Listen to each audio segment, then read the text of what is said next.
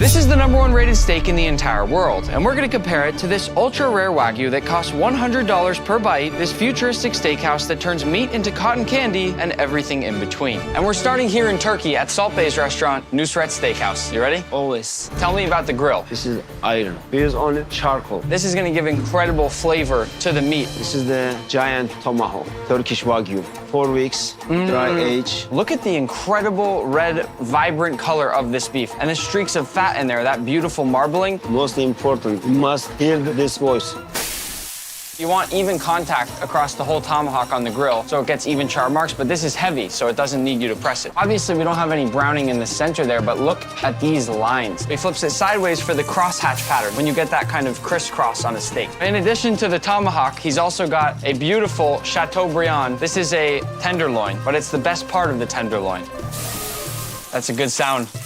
Looking good, Salt Bay. When you cook, must be more gentle. Salt.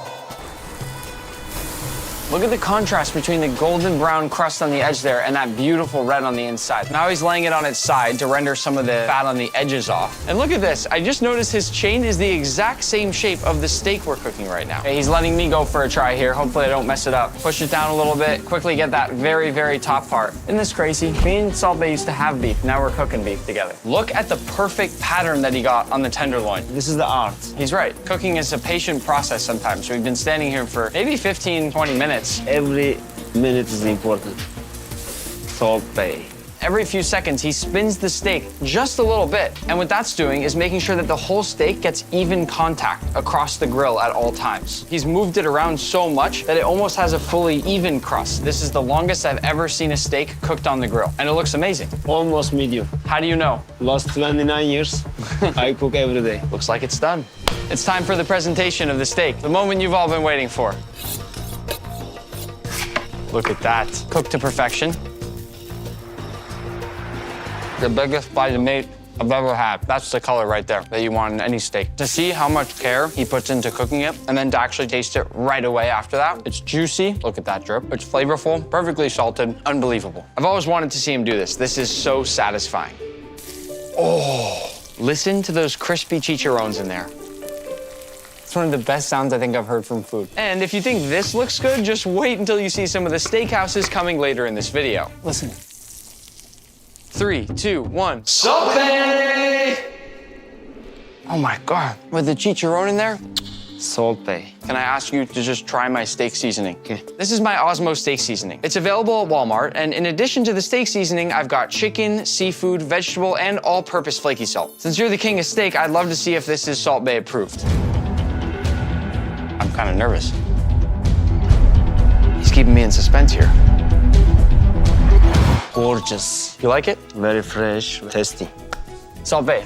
One of the best bites of Thank steak you. I've ever had. Our next stop is a Michelin-starred steakhouse called Cut, and here we're gonna try the rarest steak in the entire world, Japanese Kobe beef. It's so rare that each cow actually gets its own official birth certificate. Oh, and this is my friend Eric. He's gonna be eating with me. How's it going, guys? Why would you wear Crocs? I told you multiple times this was a fancy restaurant. You can take the man out of the Crocs, but you can't take the Crocs out of the man, am I right? I feel like I'll regret introducing you to the head chef, but I'm gonna do it anyways. Nick, nice to see you. How's it going? How are you? I am looking for the dollar menu. Not here. This is what we're gonna be enjoying today. This is the real deal Kobe beef. All Kobe beef is Wagyu, but not all Wagyu is Kobe beef. So it has to meet a certain criteria to be eligible to sell it. You have to have this certification. It's about $100 an ounce. I've had people cry after they've taken a bite of this. What are we about to experience? You know a regular steak, right, Eric? Yeah. Well, if you jump a few levels above that, you get Wagyu. Very fancy Japanese beef. But then above that, there's this very small amount of absolutely perfect Wagyu that qualifies as Kobe beef. And this is considered the best steak on the planet. It's like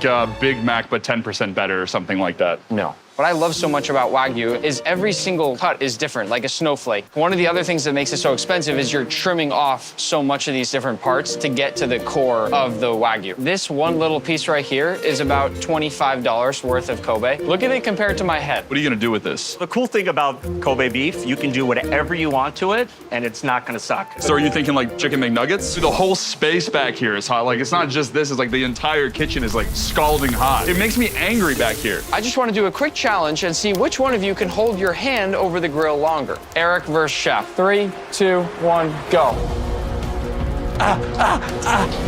I'm gonna have burns from I that. can't feel anything. Dude, what are you talking Feel about? anything. All right, let's cook. Where do we start? This is a little bit of rendered Wagyu fat. Wow. So not to change the flavor of the beef at all. See how he's seasoning from high up, guys? This is how you're supposed to season. Kobe goes on. The smell is insane. Do you feel like a high level of responsibility cooking this meat? 100%. Yeah, I mean, this is something that you cannot mess up. You're saying that to me like I would mess this up. You absolutely would. What's so cool about how they cook this Kobe here at this restaurant is that they're getting the flavor and the grill marks from the charcoal and the wood over here, and then they're moving it over to a plancha to cook it the rest of the way through in a different way. I like it a little past medium rare. It looks so good. You might shed a tear or two. This is gonna be the best steak you've ever had in your life. You guys are in for a treat. We're just gonna serve it simply with a little bit of salt. The plating is awesome, super simple. Let's do this. Cheers.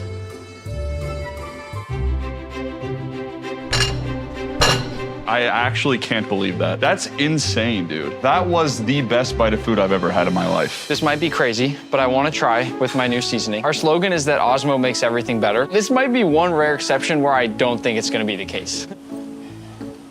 That's insane, dude. It's fun. The only thing I feel like could make it better is some ketchup. Let's go to the next steakhouse before I get mad. Our next restaurant is a Brazilian steakhouse called Max and Guga's Meatery. Since my friend Guga is Brazilian and Max cooks meat almost every single day, I asked them to open a one-day restaurant just for this video. Nice to Welcome meet you. in. Nice to meet you. Heard so much about you. This is quite possibly the most exclusive steakhouse in the world. It is as exclusive as it gets. Max, fix it, please. Yeah, just slap it.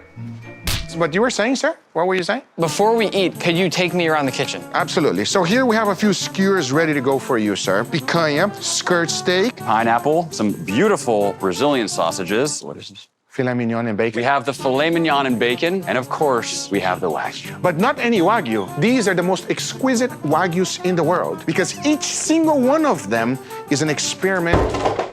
Max, can you do it properly, please? Are you all right? I'm good, I'm good. Okay, good. But as I was saying, each one of these Wagyus are experiments from my videos and only for you. Max, you begin with this one, please. So a generous amount of salt in all of our skewers. Do you know what this cut is? Picanha. That is correct. Brazilians' #1 steak. Picanha, we only use salt and nothing else, but the other two, we're actually gonna use a little bit of black pepper, which is totally fine. I'm still a chef in training at this Brazilian steakhouse, but somehow today you've left me with the best of the best, the Wagyu. That is correct. Don't mess it up, Max. How do you like your steaks? I actually prefer medium. What? I'm serious, I like medium. Get out!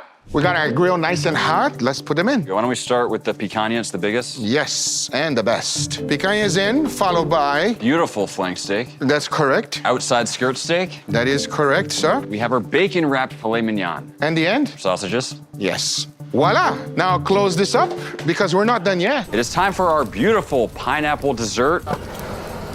Giving our pineapple a really nice sear from both sides. Charcoal at the bottom, torch over the top. We're cooking from every angle. Don't burn it, Max. Not bad. Now that we got a little bit of char, we'll sprinkle a little bit of cinnamon and sugar. And now we'll let it cook for a little bit longer, caramelizing everything, and it's gonna be amazing. No, what are you doing? We gotta caramelize it nice and slow. Good things comes with patience, Nick. Oh, Guga! Let's check in on our meat. Oh, okay, we're getting there. Color is looking great on that skirt steak. All those juices just basting itself. That man is in for a treat. He is. Let's cook you some Wagyu, sir. Straight from Japan, several different gradings. I just wanna ask one more time, how do you like your steaks? Medium.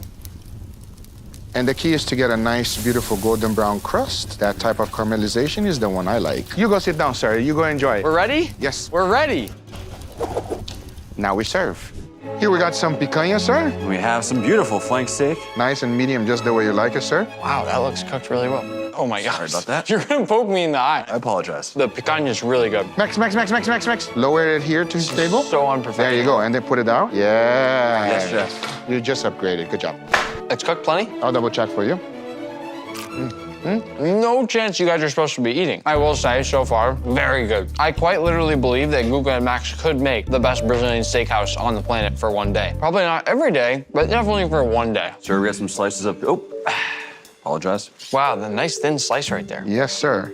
Very good. I think you could use one more slice. You almost just poked my eye. Don't. Max, Nice. put it Insane. down. This You is have actually so dangerous. I apologize. The marinade on this is fantastic. Very good, huh? This is the biggest plate of meat I've ever had at a Brazilian steakhouse. They actually did an incredible job. All right, I need you to try this one. It's a picanha, Wagyu A5, some of the greatest picanha this side of the Mississippi. Wow. That's incredible. Thank you. Good job, chef. And here we have the specialty, sir. Just a few pieces of Wagyu for you. Something is, oh, that's disgusting. We dry aged it in durian. We like to experiment here, sir. It's like petrol. It's horrible. And of course, we have dessert, sir. This is caramelized pineapple. Dig in. That is exceptionally good. Maxigug is meatery. You wish you could eat here, but you can't because you guys are permanently closed right now. At least we made it one day, Max. Our next restaurant is Peter Luger Steakhouse, the #1 rated steakhouse in New York City that's world famous for its dry-aged beef that's served on a hot, sizzling plate of butter. I've also brought along my friend Matt Stoney to help me eat. If you haven't seen him before, he is one of the best competitive eaters in the world. First, we're gonna check out their dry-age vault. This room we're entering right now is filled with over $1 million worth of dry-aged beef. And to remind anybody who doesn't understand, the entire point of dry aging like this is to develop lots and lots of flavor in beef. It smells like a weird cheese. I've never smelled a smell like that before. As we walk down this room, the meat is gonna get harder and harder because it's been aging longer. The meat just goes on forever. They just have tons and tons of meat hallways in here. Peek over the top. It's like the coolest view I've had in here. I'm not that tall. You want me to lift you up? Sure. Oh, it's beautiful. Some of these actually feel like a rock. I think I've torn my knuckle a little bit by just knocking that.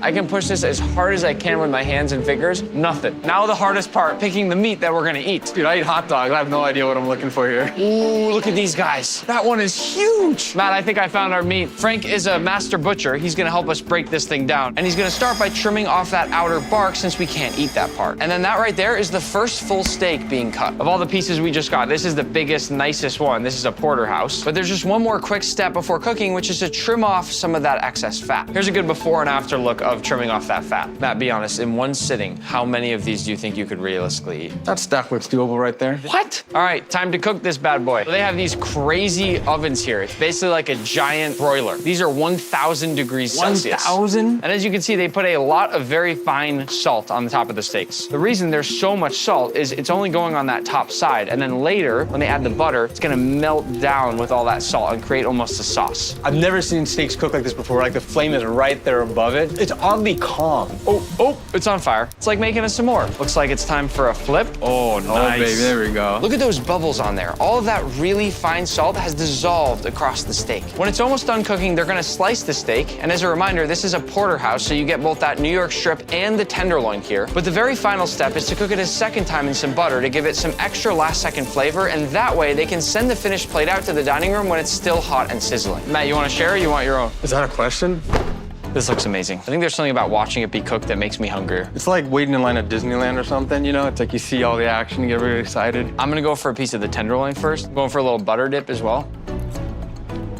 Dude, the butter's insane. That butter really good. I can taste the dry aged flavor. And the crust is crazy. I don't think I've ever had a steak like this before. Usually there's some sort of a flavor. This is like the most pure salt, butter. Well, that's the thing. The coolest part about the steakhouse to me is that the flavoring is all done in that dry age room downstairs. They don't need seasoning, but maybe they don't know about Osmo. We're moving on to Born and Bred, the 15th best steakhouse in the world known for its Hanu beef, Korea's ultra-rare version of Wagyu that never leaves the country, which means I had to fly all the way here just to try it. And I've also brought along my friend Doobie to eat with me. 안녕. Ready? I'm ready. They're letting us first take a quick peek in their butchery where they prepare all the beef for this experience. What differentiates Hanu versus other types of butchery is that the cuts are much more specified to really make sure you get that really nice texture and flavor all in one. What they're doing here with this beef is mostly letting the lines of fat guide where they cut so that they are not cutting through the actual meat. But what's really crazy to me about all this is that I'd never heard of Hanu before we started working on this video. It's such a well-kept secret in Korea, and that must be for good reason. This is amazing. Wow, so fancy. I know, I didn't know it would be this fancy. The first dish we'll get to try is this steak tartare made from Hanu top round. What a bite. Wow. I'm really excited for this second one. It uses the Hanu beef rump, and they're combining it with strawberry. I've never seen anything like this before. There's also some honey-infused vanilla oil going on top, as well as a little mint leaf there. Oh my gosh, it tastes like a dessert. Wow. First thing that came to my mind before I tasted the beef was strawberry shortcake. You're onto something. Next, we get to try this Hanu tenderloin topped with a bit of truffle. I really love the simplicity of this dish. Meat and truffle, how could it go wrong? That's a juicy fella. It tastes so pure, but the flavor is not very overpowering in a nice way. It's unlike any piece of beef that I've ever tried before. Before our next bite, it looks like we're getting a palate cleanser. Some mango with a little bit of black lime zest. Oh, Oh my gosh, I'm gonna start eating my mangoes with lime zest every time. This next course is really creative. It's a Hanu top blade that's cooked using both charcoal and snow. Why are you resting the meat on the snow? This is what our ancestors used to do. Put on the charcoal and cool the meat down. Put on the charcoal, do this job. Back and forth? Yes. That's so cool. So it's like rapid resting. I'm curious to see if this worked. It's one of the best bites I've ever gotten. I'm not totally sure what this next course is, but it's being very carefully grilled in some traditional Korean paper. And they're also constantly spraying it with water to keep it moist. He's untying it now, almost sort of like a Christmas present. Whoa, is it a perfect mix of beef and fish? I think it is. What's being smeared on top is a doenjang sauce. Doenjang is a Korean traditional bean paste that's been fermented for longer. And now he's using a torch to caramelize the sugars to really boost that flavor. It tastes like a hamburger patty with miso black cod. Nobu meets McDonald's. Getting close to the end of the meal now, we've got some hot pot using Hanu top sirloin. I love how they're using every cut of beef in a completely different way. It tastes like a fresh garden. For me, it's the textural component of the vegetables. It's almost like noodles. The fresh wasabi and the fat together are really good. The final dish is a Hanu bulgogi, the national dish of Korean royalty. This right here is the dish I flew all the way to Korea for. This is making my mouth water. He's plating this with the beef drippings and the broth. What is this? It's a pansang, the Korean classic table fare. This is the highlight. Where do we start? I think I'm gonna go for a leafy green. We put our beautifully seared galbi on top. We do a little bit of the marinated raw crab, a little bit of rice. You wrap it up. Boom, here we go. There's so many flavors here, but what's so much fun is that you can build each little wrap each time however you want. This feels like a friend who, after summer break, just got a total transformation. It's like, girl, who is she? I have absolutely no idea what you're talking about. Our next stop is Cote, a Michelin-starred Korean barbecue restaurant that's the #1 ranked steakhouse in America. I don't have a guest for this one, so I'm sending one lucky subscriber here for dinner instead. But don't worry, there are plenty more guests joining us later in this video. Here comes the chef. He's gonna start by oiling up the grill with some beef fat trimmings. This first guy here is hanger steak. Ooh, and we're already cooking. Of all the restaurants out there, Korean barbecue is one of my favorite because you see the food from start to finish. Rotating it around a little bit. Yes, because it has different hot spots. Look at that. My first bite of beef here. The hanger is the most underrated cut of steak. That's my favorite cut, actually. Me too. Boom. I love how many sides there are, by the way. The sides here are actually part of the reason this is the only Michelin-starred Korean barbecue restaurant in the United States. I'm gonna use them to make a nice lettuce wrap. Don't take me a bit. This next steak here is a 45-day dry-aged ribeye. You'll notice that the chef is cooking all the meat for us, and that's because the quality of beef they use here is so incredibly high that they don't want you to mess it up. But I'm not sure how I feel about that since I actually like cooking my own stuff at Korean barbecue. That one is amazing. The flavor combined with the fact that it's fresh, hot off the grill, I would say for me that's a clear top 10 steak bite ever. I'm also gonna try this with a shiso leaf, which sort of tastes like a mix between mint, basil, and licorice. I don't know how to describe it, but I really like it. Looks like next we've got an 120-day dry-aged ribeye. This will be the longest aged beef that we try in this entire video. This is very rare to find in any steakhouse. Doesn't it taste like blue cheese? It tastes a lot like blue cheese. It's weird. The more you chew it, the more it tastes like blue cheese. If you like blue cheese, then you might like 120-day dry-aged beef. If not, I don't think you'd like it. Finally, we have the Kobe beef. Here we go. That one's my favorite. Perfect overall balance across the entire bite from start to finish. Before our final bite of Korean barbecue, he's gonna change out the grill here since the final steak has such a different flavor profile. They are not messing around. This one's called the dessert steak. It's a short rib that's been marinated in soy sauce, brown sugar, and pear juice to make it sweet and tender. It's like almost as if a piece of cooked beef were very lightly candied. I didn't know how I'd feel about this one, but that is exceptionally good. Let's go eat some more steak. Up next is Maison Kasai, a fancy hibachi restaurant run by a Michelin-starred chef. I also brought along a couple friends to help me eat. We've got Patrick and Albert. I didn't tell you this yet, but the experience has already started. We are in a room that somewhere has a secret door that leads to the restaurant. All right, let's get looking.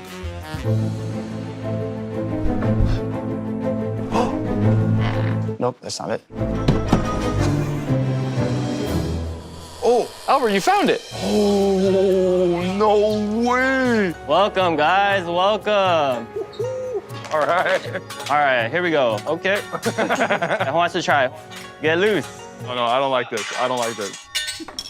All right, here we go. We're just gonna stack this egg. What? Oh. Leaning tower of eggs. All right, we're gonna light it up. Oh! Oh! We're gonna start off with some eggs. What? We're just gonna play with our food. It's like art. For the vegetables, for the rice. Is that day-old rice, chef? Week old. A week old. All right, there we go. So hard. Oh, I love you guys. Oh, is that the Osmo Damn. seasoning? Yeah, we got our furikake with sesame seeds. I love furikake. We have the veggies here. Some shiitake mushrooms, some rosemary. Wow, I love that. That right there is one of the small but important details that separates the good from the great. Beef talo. Another thing that separates the good from the great. Start off with our ribeye. Beautiful ribeye. I mean, at a regular teppanyaki place, they're not wrapping the meat like this with like rosemary and thyme. So this is just next level. Okay, there we go. Careful. Hey! Oh! This one's dangerous. Do not try this at home. Grab this. Oh, what? Oh! That was crazy. What is this guy?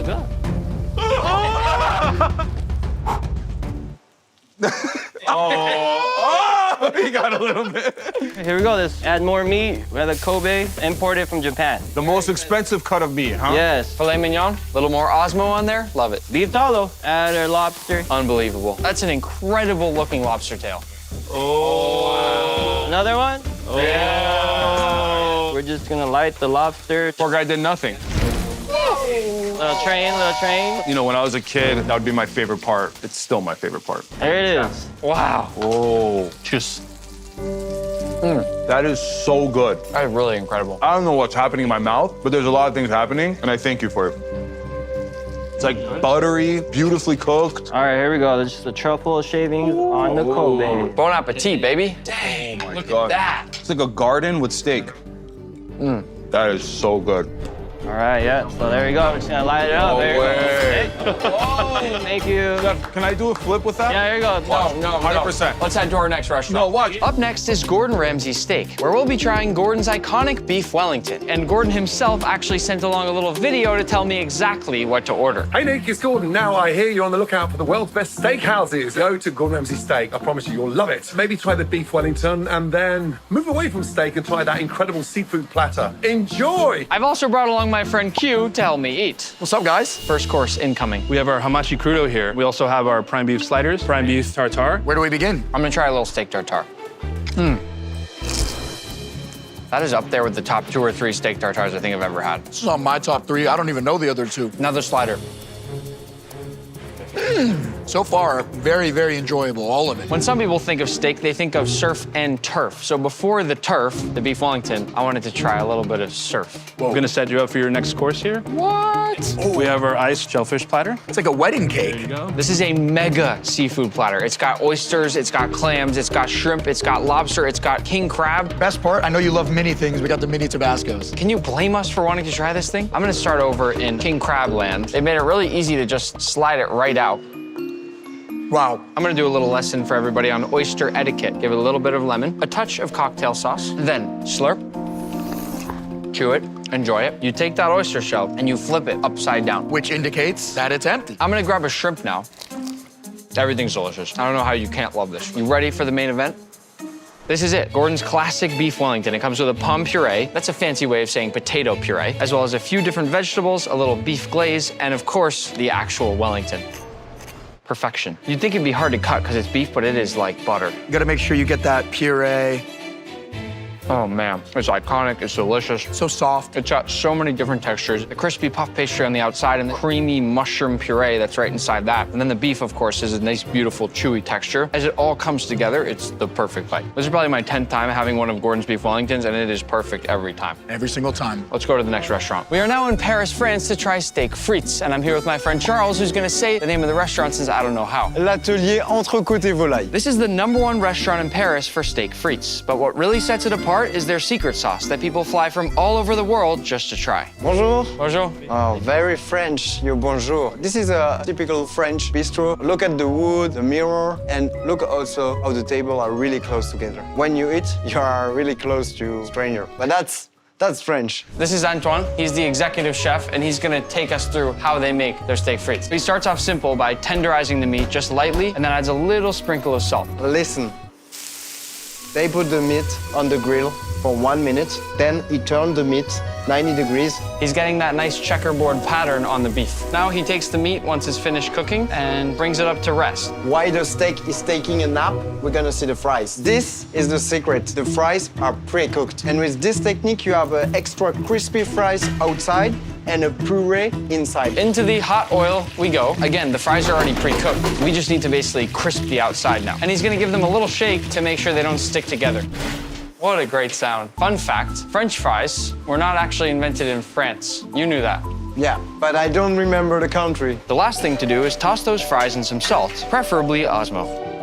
Oh, listen to the crunch. You wouldn't think they could taste so different from how they taste in the United States. They taste so different. What makes this restaurant and their steak frites so special is this sauce right here. This took them years to perfect. How many people know this recipe? Only 2 people. And he's one of them. Do you have it? The plating here is simple and traditional like any other French bistro. This keeps the focus entirely on the food and its flavor. A beautiful French bistro just for the 2 of us. Merci. Ooh. Oh, look at that. Very classic French presentation. Fries in the sauce. Oh. Oh, the sauce is so complex. Huh? The first thing that comes to my mind with the sauce is sort of like a creamy French pesto. I know what you mean. I think I taste tarragon, too. Yeah. If you look up close at the sauce, you can see how many different specks of color and ingredients there are in there. Do you know you have more than 20 ingredients in the sauce? How do you know that? It's a secret. I'm gonna jump to the meat. Really, really simple. Lightly tenderized, but it's already been aged just a little bit.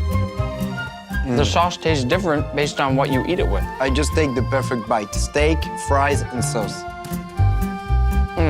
That's the best bite. It's like a good song. What song would it sound like? Good like black. I was initially almost a little bit skeptical about whether the sauce would be really that good, and it is that good. So maybe you that watch the video, you say, just steak and fries. But steak and fries, perfectly cooked with the sauce, it's an amazing experience. My first ever meal in France, definitely a good one. Et maintenant, tu vas manger une autre viande. I have no idea what you're saying. Our final steakhouse is Bazaar Meat, which blends Argentinian-style open-flame cooking with Spanish creativity to serve up some of the most futuristic steak dishes you'll ever see. I've also invited my friend Joe to eat with me. What up? He's a world-famous music artist, and he's got a concert in about an hour, so we gotta go. This is one of the craziest kitchens I've ever seen. This is our grill setup, burns really, really hot. This basically is our main pass. The main pass in a restaurant is the control center. The food comes through here for you to see it before it goes out. Wow. I love how everything's wood-fired. You know before tasting anything that the flavor is gonna be On point, yeah. One last thing before you start eating, guys, I need you to pick your steak. We have Washugu, Rosewood, Akaushi, Stemple Creek. Joe's my guest. I'm gonna let him pick. That one. Perfect. The first dish is a foie gras cotton candy. This looks crazy. Cheers. Cheers. Oh, that's interesting. You have that pillowy, melt-in-your-mouth texture of cotton candy. Then you have the corn nuts, which are crunchy. And then they have the soft and creamy foie gras. Kind of tastes like cereal. Like a foie gras-flavored corn flake. Yeah, kind of. Course number 2, Japanese A5 Wagyu air bread. I don't know if any of you ever watched the Netflix series Chef's Table, but this is the featured dish from that restaurant on that series, and it looks unbelievable.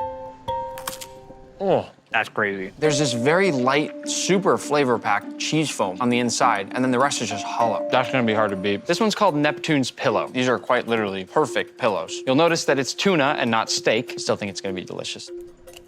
Oh, That's a 10 out of 10 crunch.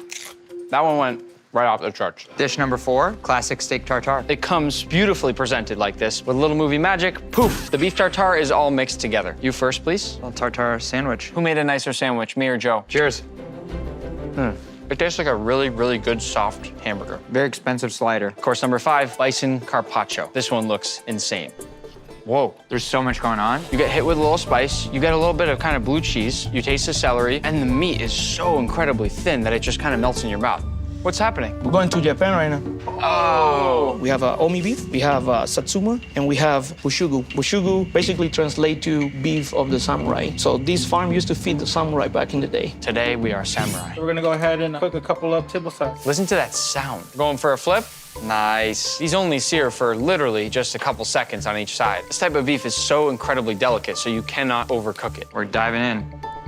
That is the definition of melt in your mouth. There's so much fat between the actual meat in each of these bites that it makes it break apart really easily as you chew. I feel like I'm back in Japan. Our final course, course number 7, is an akaushi ribeye, which I'm gonna top with a little bit of truffle. Make it rain. Honestly, I like eating steak with my hands. You like eating steak with your hands? Yeah. Then I'll try the same thing. incredible. The truffle too. For me, it's the exact level of dry aged flavor that I want. Not so much that I can't taste the actual flavor of the beef anymore, but not too little where it's just not there. Are you late for your show? One more bite.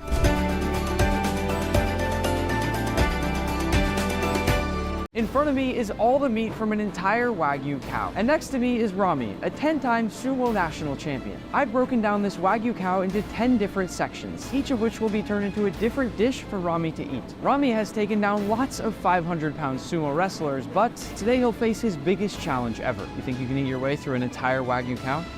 No.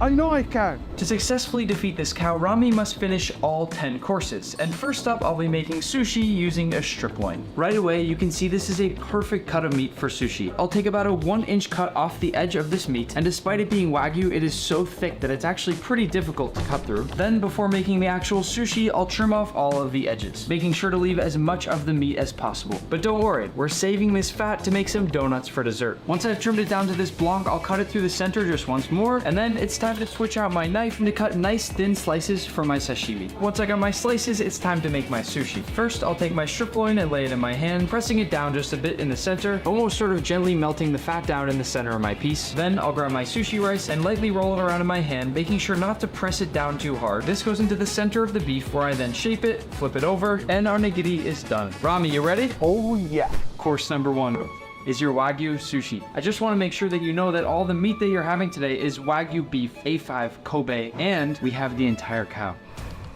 First bite. So good. I'll cry now. You're gonna cry? I'm really happy, so I feel like I'm gonna cry. This part might feel easy, but we have an entire Wagyu cow, and you're only on level 1 out of 10. Are you gonna make it that far? Take your time. Want me to take some of it? Next! Level 1. This is not challenge.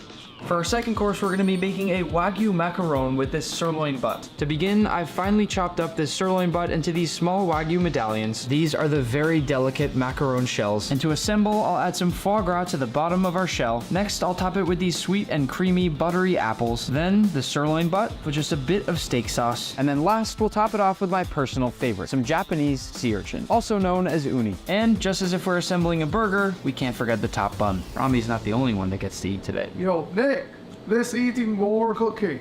Your second course and the second section of the cow, these Wagyu macarons. It's sweet and have multiple flavor. You got every little possible delicious bite. Oh, you put magic inside. Can you see? Yeah, like that. It's rolling.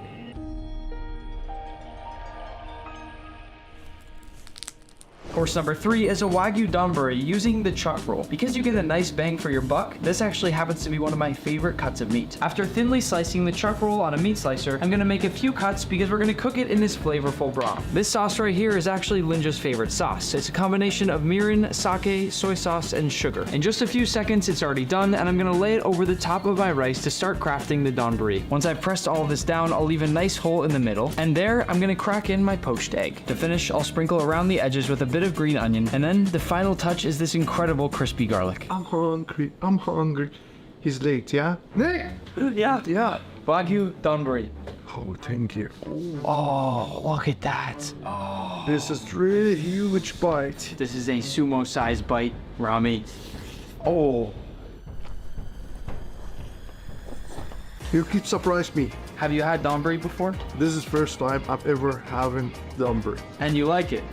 So it's not gonna be the last. Rami, next time moving on to section number 4 of the cow. You're almost at the halfway point. What time the challenge is gonna begin? Make it quick! I get hungry!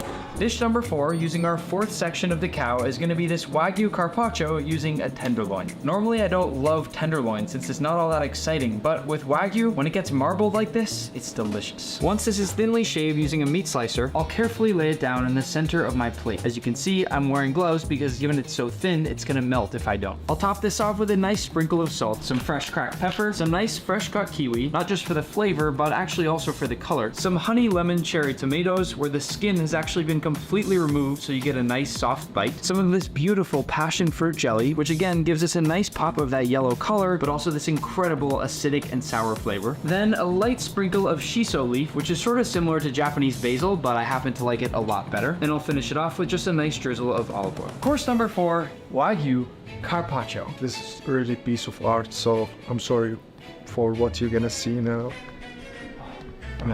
I'm making Wagyu fruit roll-up. A Wagyu fruit roll-up. With the Wagyu that I just carefully sliced into perfect thin layers, you've turned it into this. It's really beautiful. Oh my god. And after that, what we do? I don't even want to wait. Listen. It's fire. You didn't even chew it. You just squeezed it. Where is the real challenge? Make it quick. We are 50% of the way through this cow, and Rami is 50% of the way to victory. For this course, we'll be doing something exciting, a Wagyu hot stone using this tri-tip. I have set this oven to 500 degrees, and in just a bit, this is gonna be ready for Rami to cook. To begin, I'll slice straight through the center of the tri-tip, which looks incredible on the inside. Then I'll slice off a steak, and we're left with this. I'll trim off all of the edges, removing all that fat, and saving even more for our Wagyu fried donuts at the end. This course, Rami is cooking by himself, so I'm simply gonna cut off some nice cubes like this, and we'll let Rami do the rest of the work on his own. So once I've cut it into nice pieces like this, it's ready to go. Rami, be careful, don't move. This is a 550 degree hot stone. Feel the heat from above. Be careful. This is what I talk about. And Rami, Yeah. here's the meat. Beautiful tri-tip. Go ahead. Do your ear?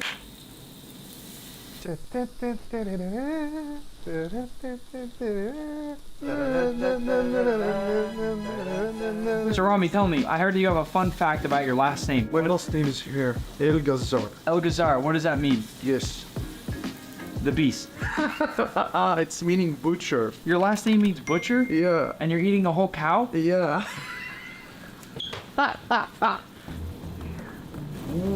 You've made it through 50% of the cow so far. You still have half of the cow to go. I can't wait for the end when you just can't eat anymore. Can we stop talking and begin cook? Wow, okay. We've officially started the second half of Rami's Wagyu challenge, and we'll be using this ribeye to make shabu shabu, which is also known as Japanese hot pot. To begin, we need to carefully slice our meat, and the way we do that is when it's still slightly frozen. What's amazing is how you still see that perfect cross-section of the ribeye with every slice that we get here. Once I finish slicing, I'll wrap it all up and place it in here for this nice presentation for Rami. This is when the challenge really begins. Rami! Course number 6. This is a beautiful shabu shabu broth. It's got a little bit of shiitake mushrooms, a little kombu. Where is the food?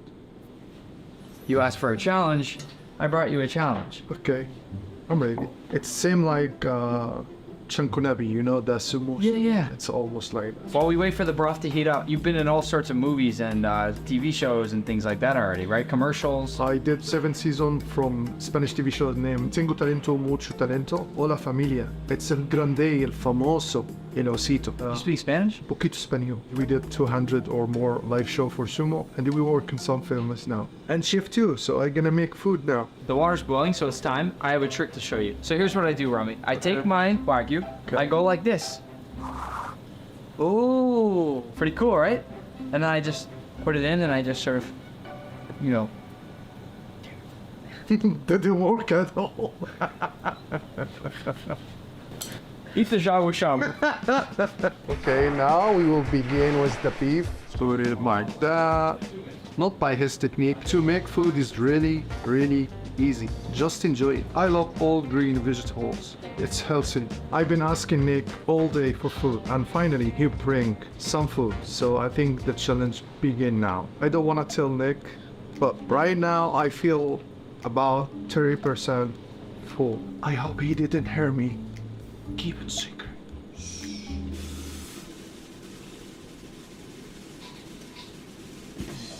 You know what? Nick can cook. So good. Oh.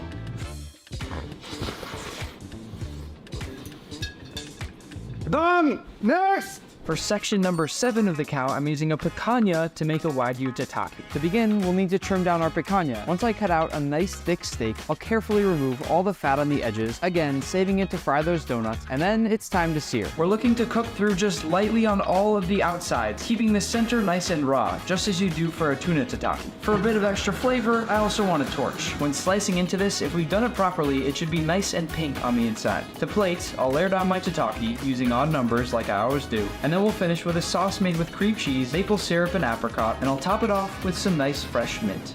Number 7. Wagyu tataki, one of my personal favorites. Let's see. I feel like there's no way that you're not getting a little bit full yet. Never. Really? I want to beat the cow and the mint is really good in this one. Right now, even though you're pretending like you're not, I feel like you're in one of the toughest battles of your life with all this Wagyu cow. Can you tell me about the craziest sumo fight you ever had? 2015, I fight with Biambat. He was really strong sumo wrestler. Did he win? No, I beat him. We'll see if you can take down course number 8. I will. Get rid of stuff. Course number 8, a giant brisket, served somewhat Texas style. With this brisket, I'm gonna go the classic route and smoke it. But first, I wanna show you that beautiful marbling on the inside of a Wagyu brisket, because this isn't something you see every day. I fast forwarded through the part of us smoking this, and Rami doesn't really wanna wait any longer. But similar to our tataki, I'm gonna get nice thin slices of our brisket. Wagyu brisket is a bit different, so we're not cutting it as large as we would a classic brisket, but the presentation ends up looking the same. Rami, how you feeling? Feeling good. Are you full? Be honest with me. Not yet. But you're getting there? Not yet. Wagyu brisket. Served somewhat of a Japanese-Texas fusion style. We've got the brisket, of course. Then we've got some Japanese milk bread, a potato salad, all the classic sides.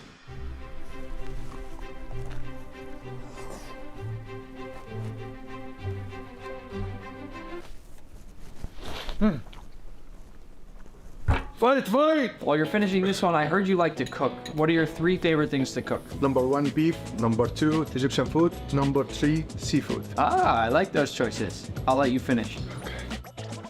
Can you help? Help me, it's just some beef. I think I'm gonna lose today. But I'll keep going. Just for you guys.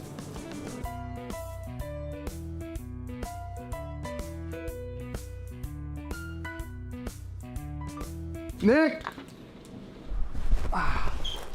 Nice job. Oh, what about the pickle? Okay.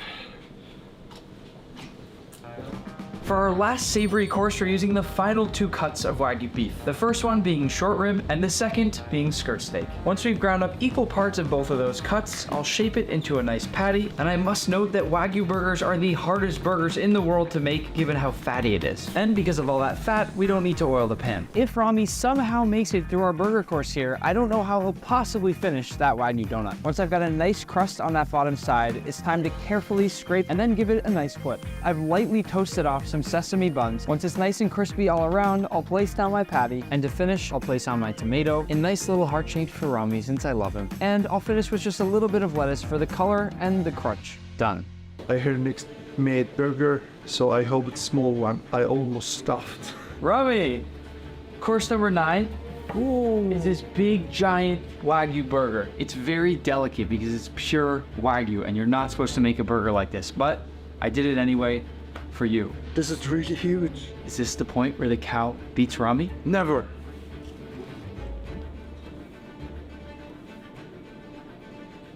Wow. Do you see what is going on here? The juice. Ugh. I need to go make dessert because for course number 10, I need to fry off some donuts, and I don't want to make you wait.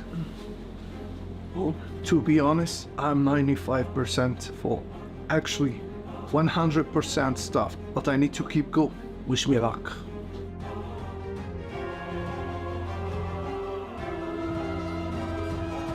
Number 9 done. Where's Nick? Cool. We're at course number 10. We've made it through every section of the cow except for the fact that you can't waste anything, and we've got this leftover Wagyu fat, with which we're gonna make donuts. To begin, we'll add all of it into our pot and fire up the heat. While our fat melts down, I'll make my glaze. We're gonna keep this classic. Just a bit of powdered sugar, a touch of vanilla extract, I don't have my homemade version today, and to finish, a splash of heavy cream. Then we mix. Once that's done, I'll slide in my Wagyu fat, and at this point, it's time to fry off our donut. I'm being very careful to make sure that every single side is perfectly golden brown, and that it gets just the right amount of that Wagyu flavor. Once our donut's finished, on we go to the paper towel, and now that our donut is perfectly fried, it's time to dip. It's been a long day. Yeah. Course number 10. You already ate so much Wagyu today, and I think you very much passed 20,000 calories that I figured I'd let you off a little bit easy with this final course. The smell is really good. If you finish this donut, you've successfully eaten your way through an entire Wagyu cow. Let's do it. That challenge actually really good. Any last words, Rami? Go subscribe so we can catch Gordon. You don't want to make me mad. Subscribe now.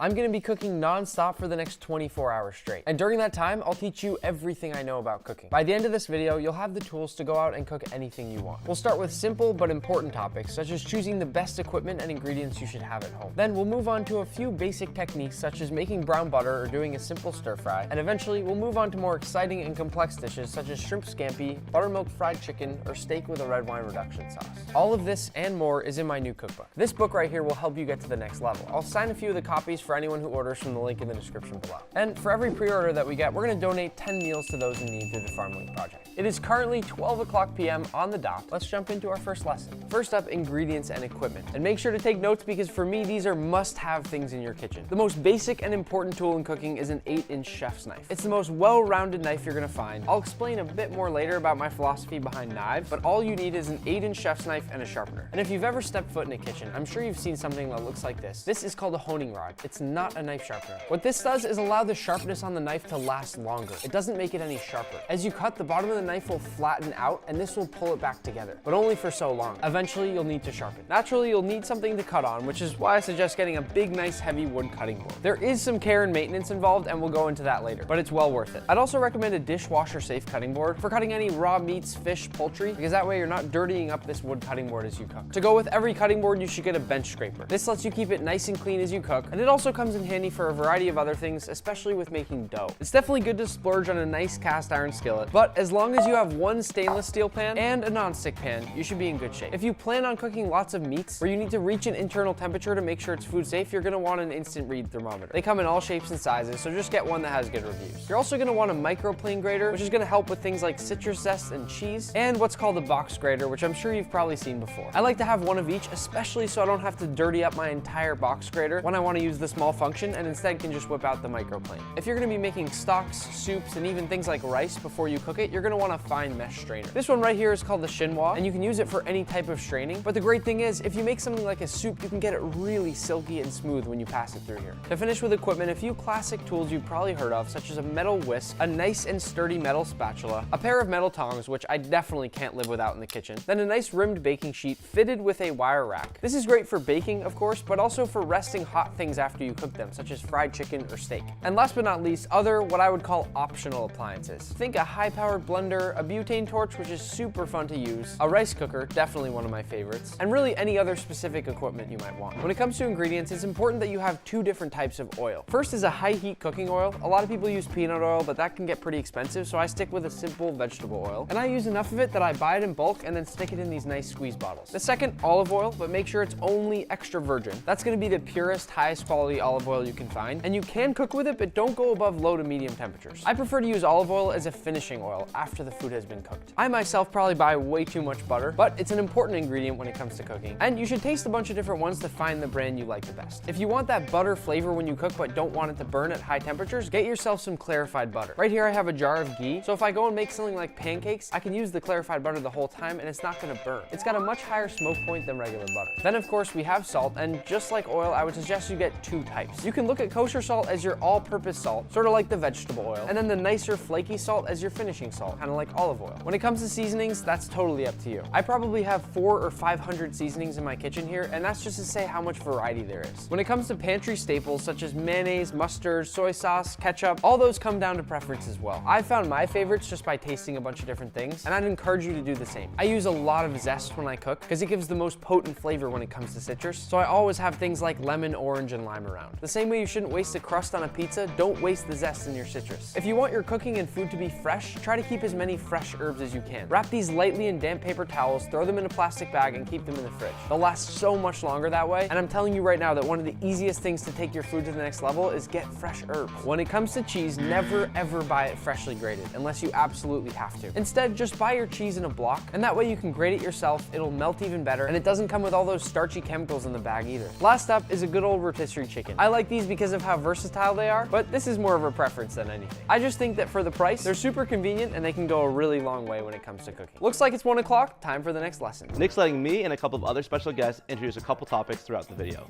Next up is knife skills. They're so important that when I interviewed to be Nick's cameraman, he tested out my knife skills. When it comes to knife skills, they're very important and they certainly don't have to be intimidating. The first step is to get yourself a nice 8-inch chef's knife and a simple sharpener. There's no need for one of those giant knife blocks. This is practically the only knife I touch in the kitchen, to the point that I have a drawer full of only chef's knives and nothing else. When it comes to cutting, the first thing to do is to secure your work surface that you're cutting on. The way I do that is simply by adding a damp paper towel right under the board.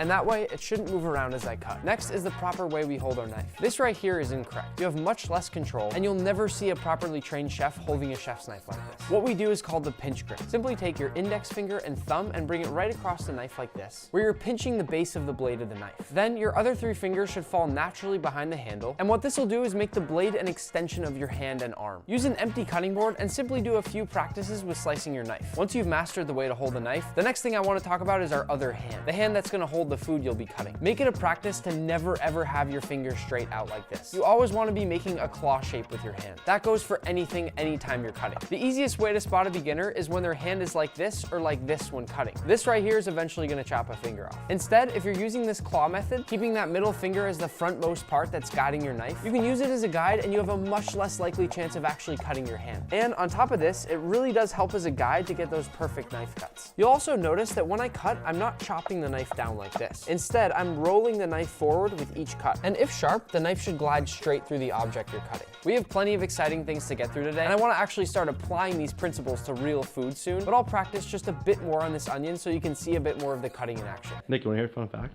No. You know that onions have 5 times the DNA that humans have?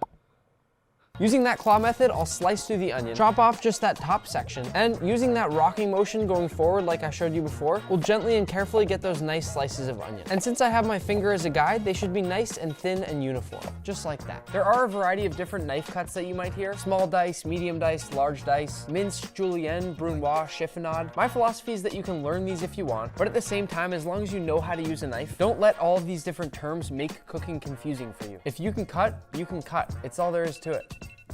Which brings us to 2 o'clock, time for the next lesson. We're moving on to brown butter. It's delicious and it allows you to turn butter into something completely new. It's so nutty and fragrant, but it could certainly be a challenge. Just make sure you focus carefully and you get it golden like me. It took me a long time to learn to make perfect brown butter every time. It's actually something I learned from my grandmother. You have to have a perfect sense of timing and also residual heat, meaning even when you turn off the heat, the pan's still gonna be hot, continuing to cook whatever's in there. All of this has to be taken into account when you're cooking, whether it's butter, chicken, a steak, or anything else. And the reason I like butter is because the butter doesn't lie. If it's perfect golden brown, it's perfect golden brown. There's no in between. The first step is to fire up the heat and add in that butter. If you're being really precise, you can chop the butter up into small bits, because that'll help it melt and brown more evenly, but I've been doing it for long enough that I just throw the whole stick in there. Let it melt over medium or low. I also like something like brown butter because it forces you to focus. You can't walk off and go on your phone. You really have to be present and focusing on what's happening at all times. As it begins to melt, you want to make sure you're constantly moving things around so that nothing sticks and burns. burns. There are many times in cooking where you don't want to be touching anything, and you actually want the food to stick and start to get darker and darker golden brown, such as cooking a steak where you want to leave it and get that nice crust. But because butter is so fine and delicate, it can burn fast enough that you have to be constantly moving it around. What we're actually going to be doing in here is browning the milk solids. If you've ever burned butter, which I'm sure you have, you've seen those little black specks once you burn it, and that's what we're trying to toast right now. But instead of it burning, we're trying to get it perfectly nutty, toasted, and golden brown. When it really starts to foam up like this is when you know you're close. The key is moving things around and trying to see through to the bottom, and the second you see it get light golden brown, take it and toss it off to the side. As I pour, you should see those beautiful golden brown bits falling as the last thing. Those are the milk solids. And as tempted as I am to just drink this as is, you can save this for so many different uses in cooking, some of which we're gonna do later today. And as I lift some up and pour it out like this, you should see that even minutes after it's been cooked, it's perfectly golden brown. If you can teach yourself to make consistently perfect brown butter, it'll help you to understand a lot more than just that in food. By the way, this is just a few hours later, and this is what brown butter looks like after it's been cooled in the fridge. In this section, I want to cook one more thing, toasted pine nuts. Just again to show how you can easily transform the flavor of an ingredient, but also really focusing to make sure you heat it up perfectly and not too much. But before we do that, since that does require tossing the pan like this, I'm going to teach you what's called the sauté snap, not using pine nuts because they're way too expensive to practice with, but using cheese balls.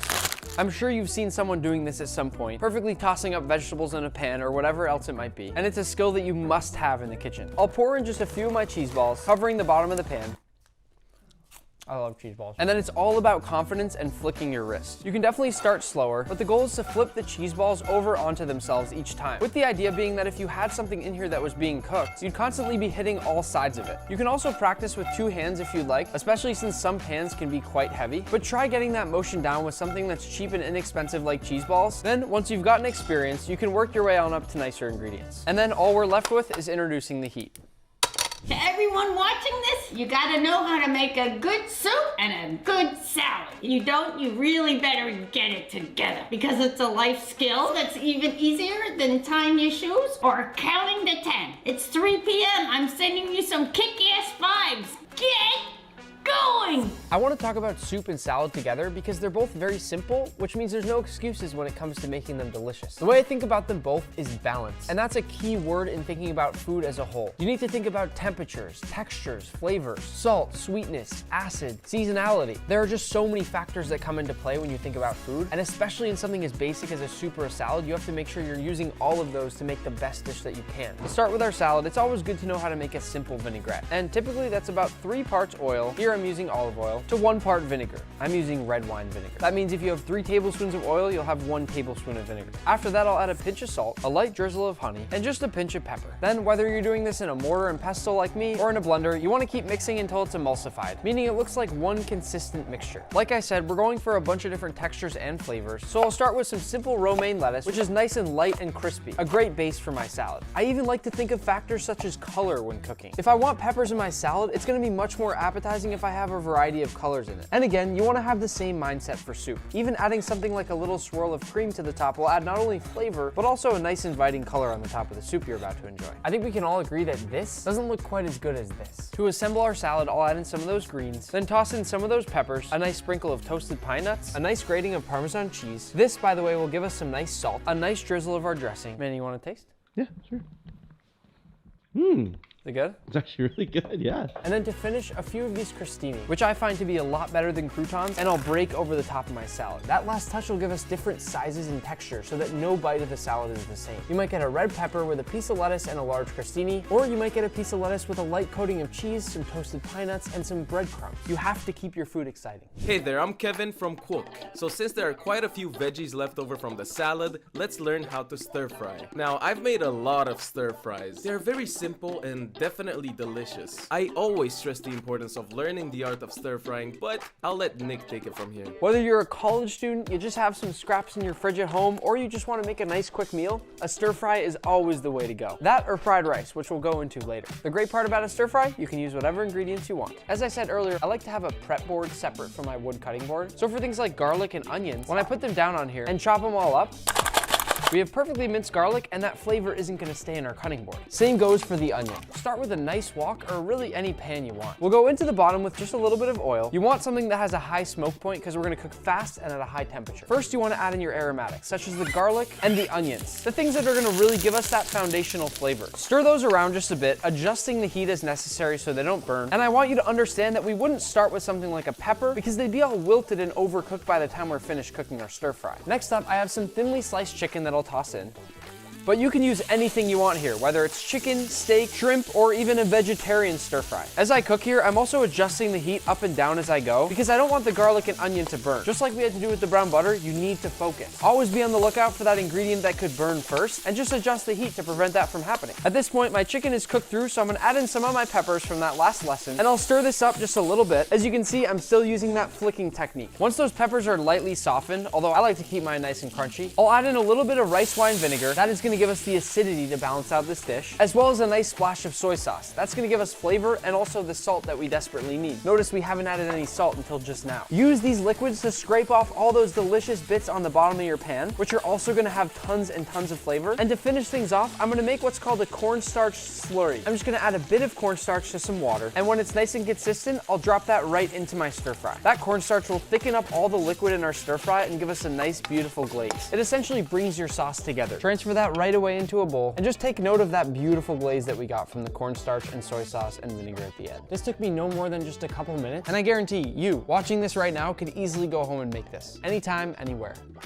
Oh, 5 o'clock, time for our next lesson. After Gordon taught us this, which as you can see, I was pretty excited about, I've actually done it several times with a blindfold on. But today, I'm gonna guide you through it a bit slower, without a blindfold. Don't try to learn with a blindfold on. Learning how to break down a whole chicken is really important. I'm not saying you have to do it every day, but it'll teach you where all the individual parts of the chicken come from, and you can apply this to many other parts of cooking. To begin, pat your chicken dry. You don't want liquids flying out everywhere as you butcher it. Lay it down on your cutting board, breast side up, and it may look confusing right now, but after we get through a few cuts, you'll start to understand it right away. You're gonna make an incision just to cut the skin inside each leg. That's just gonna help you to see inside for what we're gonna do next. Do that same thing on the other side. Once you've separated that skin and can clearly see inside both of the legs and thighs, you can turn the chicken towards you and holding down the breast, put your whole hand around the thigh and leg on one side and lift and crack.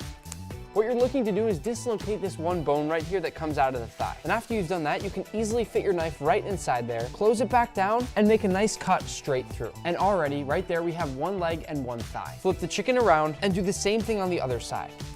Again, all you're looking for is that bone right there to pop out, after which you can fit in your knife and make a clean cut right through. 2 legs and 2 thighs. For the wings, you want to stretch them out like this, and then simply start carving around the wing with your knife, letting the weight of the chicken hang down and do all the work for you. Eventually, your knife should swiftly and easily cut right through that bone there, and just like that, you've taken off a wing. Do the same with the other side. Now, all we have left are the breasts. There's a bone straight through the middle that divides them for you, so all you have to do is start by following that bone on one side, then just continue cutting down, keeping the knife right up against the bone, then eventually you can open it up to give yourself a little bit more visibility and just keep driving the knife along the bone. The goal, of course, is to get as much meat as possible, and eventually off it'll come. And as you can see, there's one clean chicken breast. For the other side, just flip it around and once again, cut along the bone, and eventually you got your second chicken breast. And what you're left with is 2 breasts, 1 carcass, 2 wings, and 2 leg quarters, which includes both the leg and the thigh. And the best part, it's only 5:32. It's 6 o'clock, so we're gonna make stock. It's a great way to get rid of kitchen scraps, and once you know what scraps you can and can't use, it's just about one of the easiest things to make, but it's packed with flavor. To begin, you'll fill a pot just about 3/4 of the way with water. Then we'll go in with our mirepoix, which is simply carrots, celery, and onion. If you ever hear mirepoix, that's what it means. It's just a flavorful trio of those 3 classic vegetables that people use often in stocks and soups. And like I said, it's a good time to use leftovers. So here I have some parsley stems, then one of my favorite ingredients, a few Parmesan cheese rinds, and then in we go with the carcass of a cooked rotisserie chicken, and also the raw carcass of the chicken we just broke down.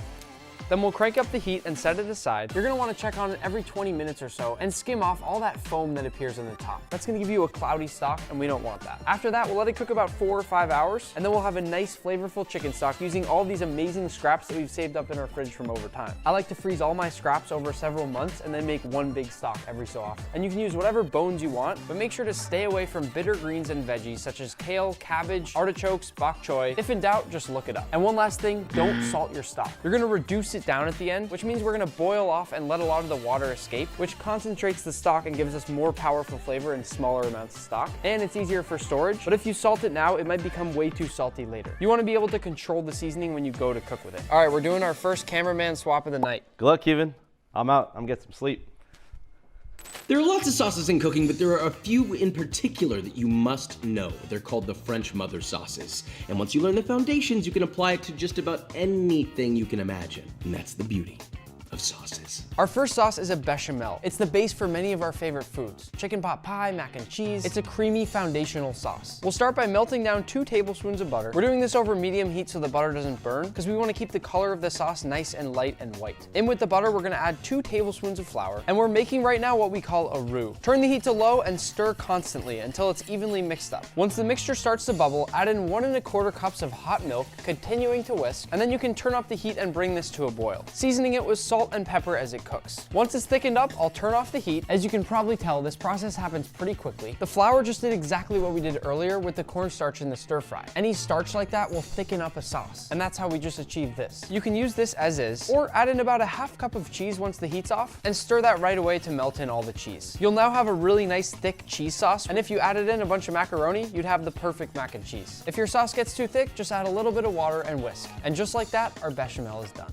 As you know, I'm Italian, so of course you need to have a good tomato sauce. This is one of the simplest things to make. You can either do it by hand or go into a blender with some tomatoes. These are San Marzano tomatoes, which seem to be a standard in a lot of kitchens, but I urge you, no matter what canned tomatoes you're using, to taste.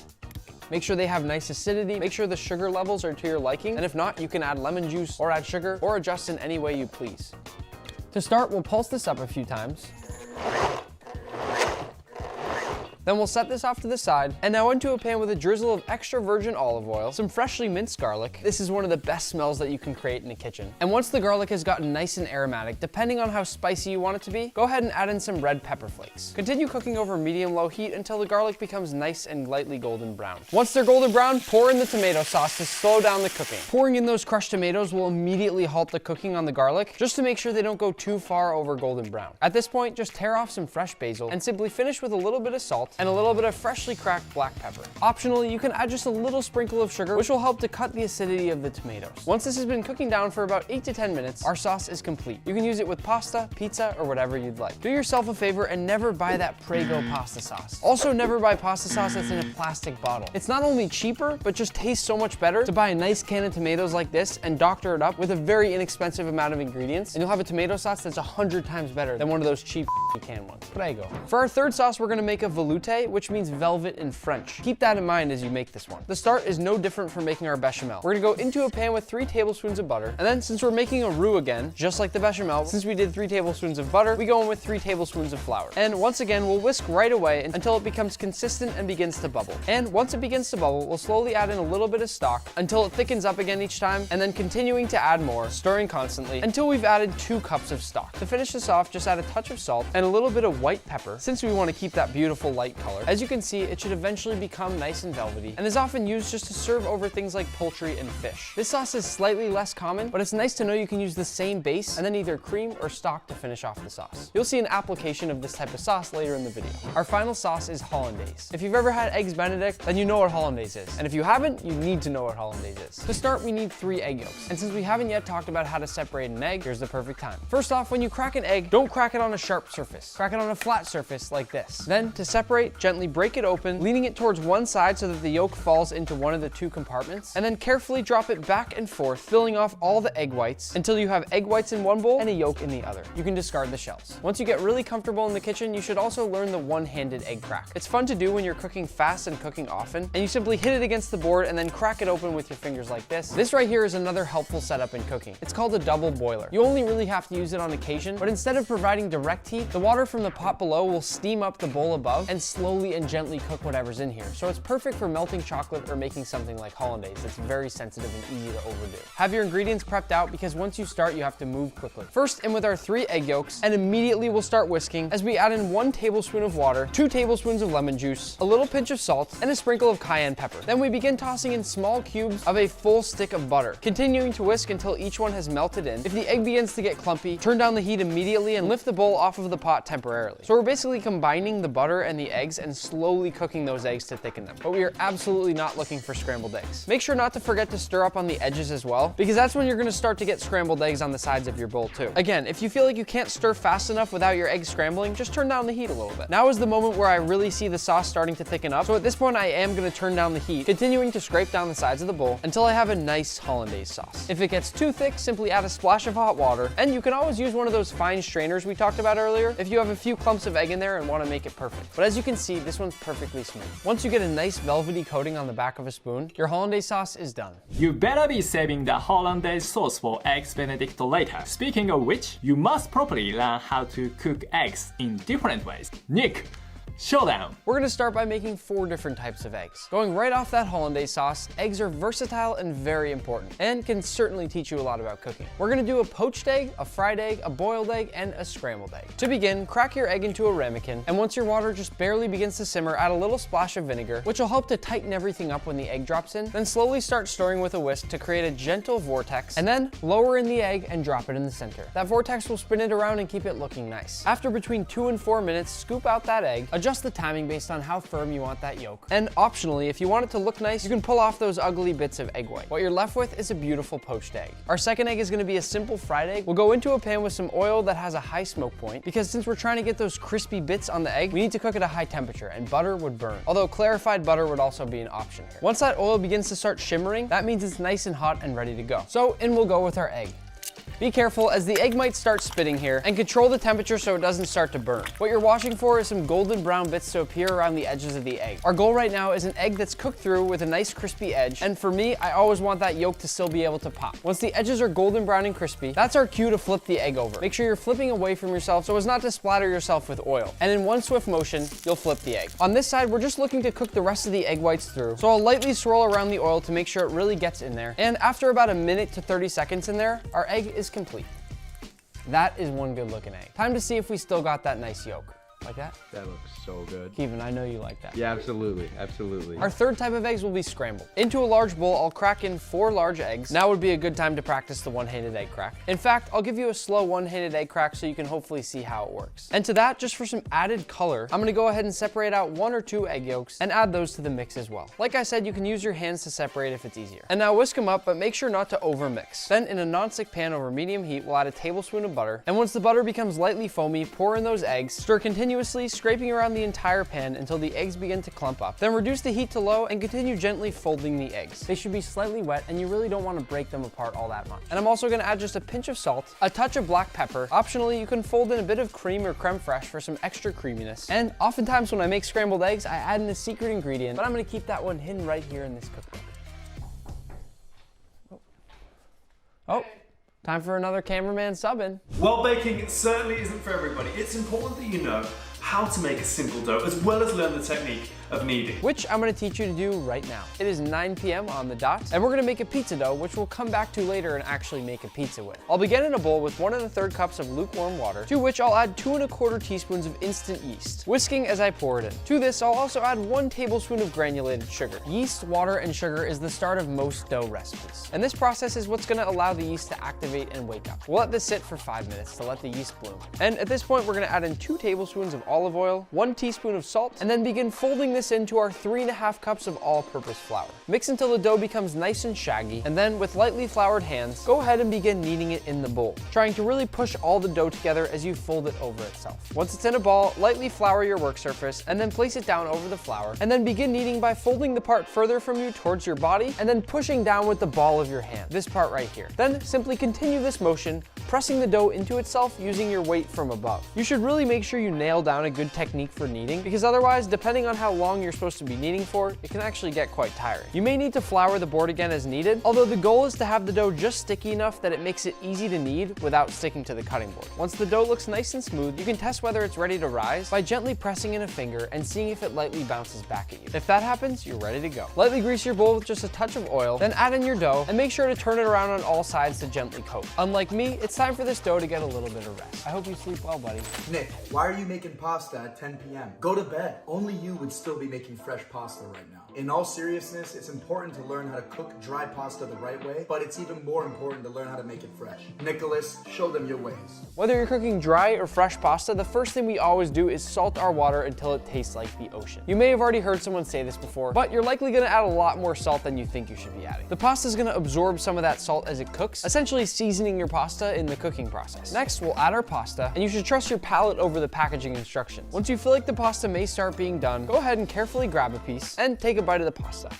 You might even hear the crunch, so it's obvious to me that it's not done quite yet, but I'll let it go just a few more minutes. The more you cook, the better your heat tolerance will become as well, but I'll talk about that more shortly. One more taste, and our pasta is perfect al dente. Al dente is essentially when the pasta is just slightly underdone. There's still a little bit of a bite to it at the end. For now, I'm gonna save this because we're using this later. And don't forget, always save a bit of pasta water. We'll explain that later too. You also need to know how to make fresh pasta dough, and I'll show you how to do it with no special equipment whatsoever. To start, go onto a work surface with 2 cups of all-purpose flour, and then using a bowl, make a nice hole in the middle. Into the center, I'll go in with 3 eggs and 2 yolks, and I often like to add just a little drizzle of olive oil. Then, with a fork, break all of those yolks and begin to whisk it all up, trying not to let any of the egg escape outside the well. This is when that bench scraper we talked about earlier comes in handy. If anything escapes, scoop it right back in. Once your eggs are pretty well mixed, you'll slowly start pulling in the flour from the inside edges of the well, mixing that in to get it thicker and thicker. And once that egg mixture is finally thick enough that it's not gonna run across the cutting board, transfer over to your bench scraper to do the rest of the work. If you don't have a bench scraper, you can continue using the fork, or you can even jump in right now with your hands.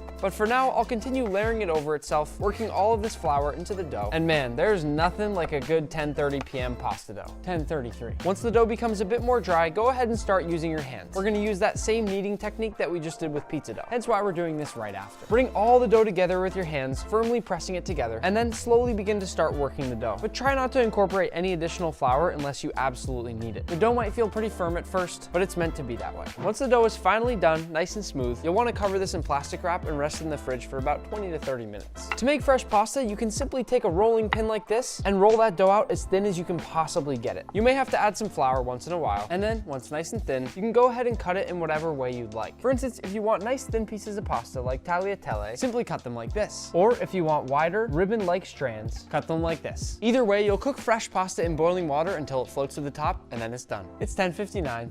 I'm pretty happy about that. Everybody needs to know how to get a crust. Whether it's steak, salmon, chicken, or really anything else, you need to learn how to get that perfect crispy edge. It provides flavor, texture, and so much more. Before we use something expensive to practice getting a crust, I like to use a potato. When it comes to this, if you can already make brown butter, then you have a good sense of temperature control. But now it gets a little bit more difficult. You have to be very attentive, picking up on the very fine cues that the food is going to give you to give it exactly what it needs to get that perfect golden brown finish or crust. I'll crank up my heat to medium-high, go into my pan with some oil that has a nice high smoke point. Once the oil begins to shimmer, I'll lay my potato away from me and then press down so it's making even contact across its entire surface area. Once that happens, I'll release my hand and turn the heat down just a slight bit so it doesn't burn. And at this point, I don't touch it. It's a waiting game. This is a good area to really practice getting comfortable around a spitting pan. You don't really want that happening often, but little specks of oil are gonna hit you once in a while, and you can't be jumping back every time it happens. The best chefs don't even flinch when they're hit by that oil, and eventually you get used to it. It's just a small little kiss on your skin each time. The cues I'm looking for here are the smells. If I smell burning right away, then I know to turn down the heat. I'm also looking around the bottom edges of the potato right by the pan to see if there's any darker colors starting to appear. And as you can see, a beautifully golden brown potato. Just what we're looking for. If you can successfully do a potato, you can do anything. Now it's time for a steak. First, make sure to salt it all over. Probably a little bit more than you'd think to salt, just like the pasta water, and roll it all around the edges to make sure you're coating every last bit of the steak. Next up, some fresh cracked black pepper, once again on both sides of the steak and all around the edges. Then into our cast iron pan, we'll go in with some oil that has a high smoke point, and once that oil begins to shimmer, laying away from me so it doesn't splatter towards me, in we go.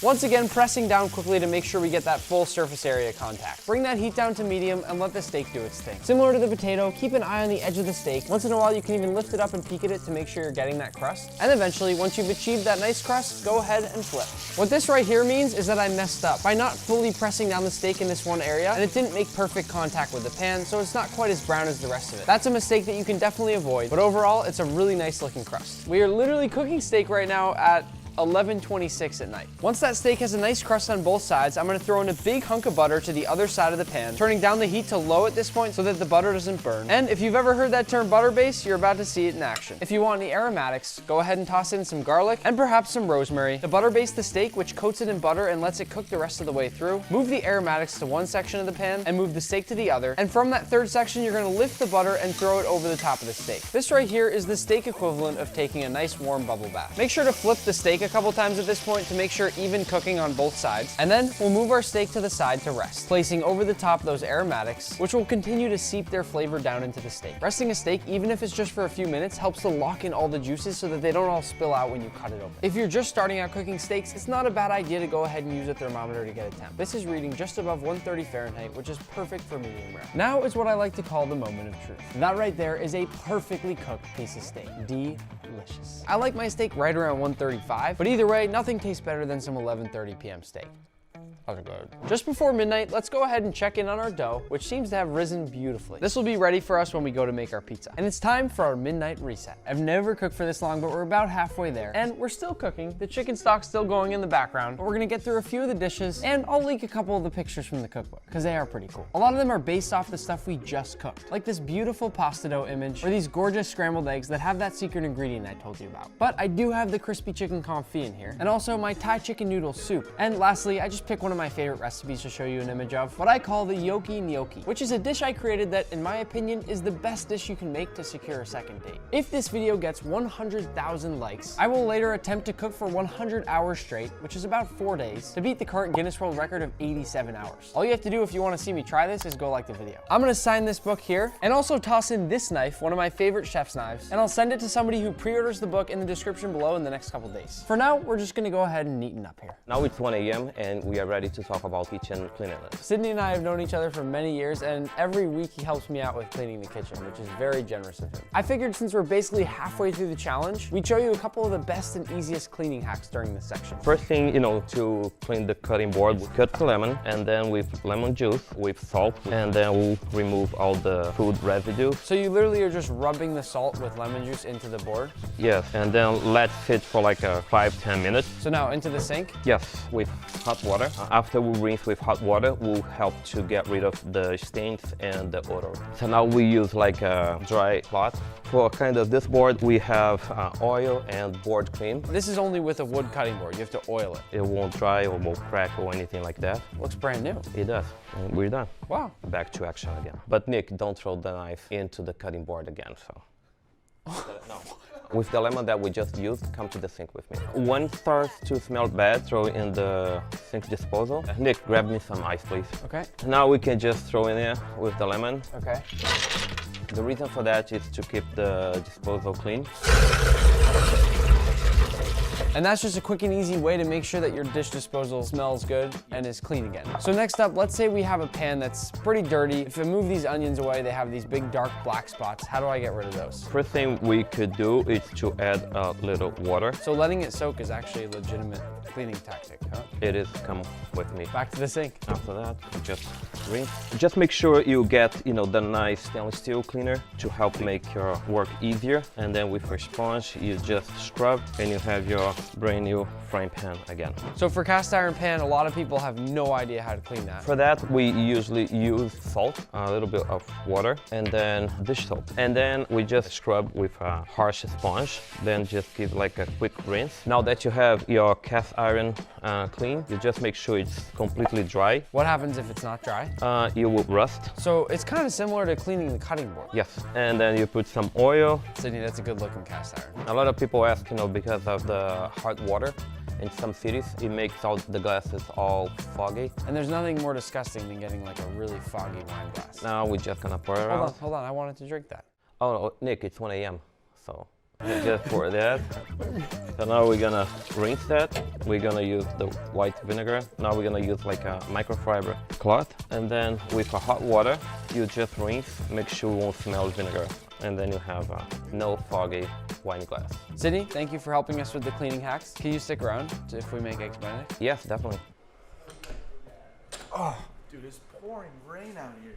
Eggs Benedict is so delicious, and there's nothing more sexy than a runny yolk either. So for the eggs Benedict, just like we did earlier, I'm gonna go ahead and add a little bit of vinegar into some boiling water. Then I'll begin stirring around the water to create a vortex, and then go ahead and lower in one of my eggs. Continue stirring gently to keep that vortex, and since I'm making 2 portions here, I can go ahead and add in another egg. To test these, all you have to do is pull them out and poke those yolks. You should be able to tell how cooked through it is, and this is perfect already. Now for my English muffins, into a pan with a hunk of butter, because you can't put in all the effort of making something like eggs Benedict and then serve it on cold, untoasted English muffins. Once our butter gets nice and foamy, I'll toss in my English muffins face down, and you'll notice that as I press each one down, I press it over a big section that has butter and then move it over to its own area. That way the whole thing's gonna get toasted and we're not leaving any part behind. Once the English muffins become lightly toasted, just like this, toss them onto a plate. I like to use smoked salmon as the base. And to finish, we'll place down our eggs, one for me and one for Sydney. And then of course our hollandaise sauce. And then finish them both off with a few chopped chives. Before we make Sydney eat his though, I wanna make sure they're perfect.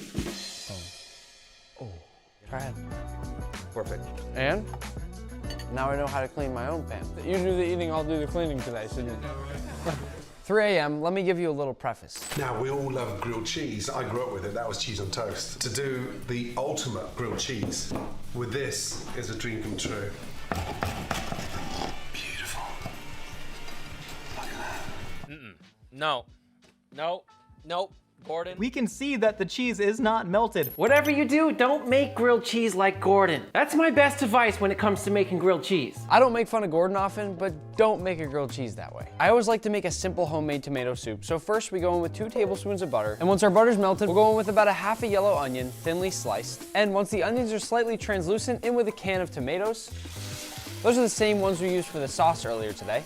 Or yesterday. And about 3/4 cup of our chicken stock, which we've been letting go all night. That looks unbelievable. Right here is the power of just making something and letting it do all the work for you. The smell coming off this chicken stock is unbelievable. Then I'll salt to taste and leave this uncovered about 15 to 20 minutes while we make our grilled cheese. For our grilled cheese, I'm gonna go ahead and add some mayonnaise to the outer sides of each slice of bread. We're using some nice sourdough. And then go ahead and paint that all across. This right here is called a pastry brush, and it's a super helpful tool in the kitchen. It might seem weird to put mayonnaise on something like bread, but it makes things super buttery and creamy since mayonnaise is just made of egg yolks and oil. Now we'll go into a pan with about 2 tablespoons of butter and get that melted down. Then we go bread into our pan, mayonnaise side down. That combo of mayonnaise and butter is unbelievable. Then I'll go down with 2 slices of Munster, which is a really good melty cheese, great for grilled cheese, and right in between a bunch of cheddar. I'll carefully flip over the slice of bread to make a sandwich, then turn the heat down, move this to the center, and add on my lid. Once our grilled cheese starts to finish up, I have one last little trick. Move it to the side of the pan, sprinkle down some cheddar cheese about the size of your slice of bread, then flip the sandwich onto it. That right there is a grilled cheese to write home about. To me, this is the true definition of grilled cheese. Finally, to finish off that tomato soup, into a blender we go, and optionally, you can add just a splash of cream and blend it up. Into our bowl goes our soup. Oh my gosh. And like I said, the perfect grilled cheese and tomato soup. But one more time, before we eat it, take a look at that grilled cheese. Nice little dip. I think you can probably practically taste this through the screen. I feel like we should just end the video here. Hey, Brandon the editor here. Nick let me order some buttermilk fried chicken for lunch today. Yeah, I know, it looks fantastic. I'll let you in on a little secret.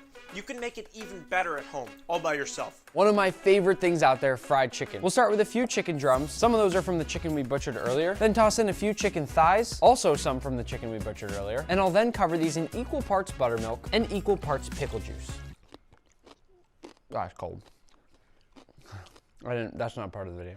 If you've ever heard of buttermilk fried chicken, that's what it means. They're brining the chicken in buttermilk, which is this milky and acidic liquid that's gonna give the chicken some flavor, but also break the proteins down in the chicken and make it softer and more tender. And the pickle juice is a nice twist I like to do that gives a little bit of extra flavor. And we're gonna brine this for about half an hour. What time is it? It's like 4:03. When you fry, you typically have a wet batter and a dry batter. First, you'll put whatever you're frying in the wet batter, which usually has a flour base, and all that flour can stick to the wet batter. Then you toss it in oil, and it fries and gets that crispy golden brown outside that we all know and love. For our dry batter, 1 cup all-purpose flour, a half cup of potato starch, which is one of my secret ingredients that I talk about in my cookbook for giving extra crispy fried things, 2 tablespoons of cornstarch, a tablespoon of baking powder, 2 tablespoons smoked paprika, a half a tablespoon cayenne pepper, a tablespoon of black pepper, 2 teaspoons of white pepper, 2 teaspoons of garlic powder, 2 teaspoons onion powder, 2 teaspoons dried oregano, and a little pinch of salt. Now whisk it all up. Now here's a fantastic little trick. If you've ever been to Popeyes and had their really crispy fried chicken, this is how they do it. Simply take a few spoonfuls of that wet batter and place it into the dry batter mixture. After a few spoonfuls, start stirring it up and watch it get a little bit clumpy. And finally, to dredge, we simply take our chicken, shake off that excess liquid, and drop it right in the dry batter. Press that chicken down into the dry batter, then flip it over and continue pressing it in there, making sure to coat every nook and cranny. Sometimes I'll even squeeze my chicken a few times to really press the batter in there. And once it begins to look somewhat shaggy like this, your chicken's all set. My oil temp is currently about 375 Fahrenheit, which I want sitting above what we want it to eventually rest at, which is 325, because when I put that cold chicken in there, the temperature's gonna drop. Whenever you're frying like this, make sure not to fill your pot too far up, and then gently lower in your chicken. The goal is perfect crispy fried chicken. Once that chicken reaches an internal temp of 165 Fahrenheit, it's ready to rest. The reason I'm placing it here on a wire resting rack is so that as they cool down, the steam can escape all around the chicken, whereas if you put it down on a flat surface, the steam is gonna collect under it and make the bottom really soggy. That right there is a perfect piece of fried chicken. By adding some of that wet batter in there, that's how we got all these nice crispy bits that are jumping all off the piece of chicken. The only thing left to do is to taste it. That right there should show you how juicy this chicken really is. Delicious.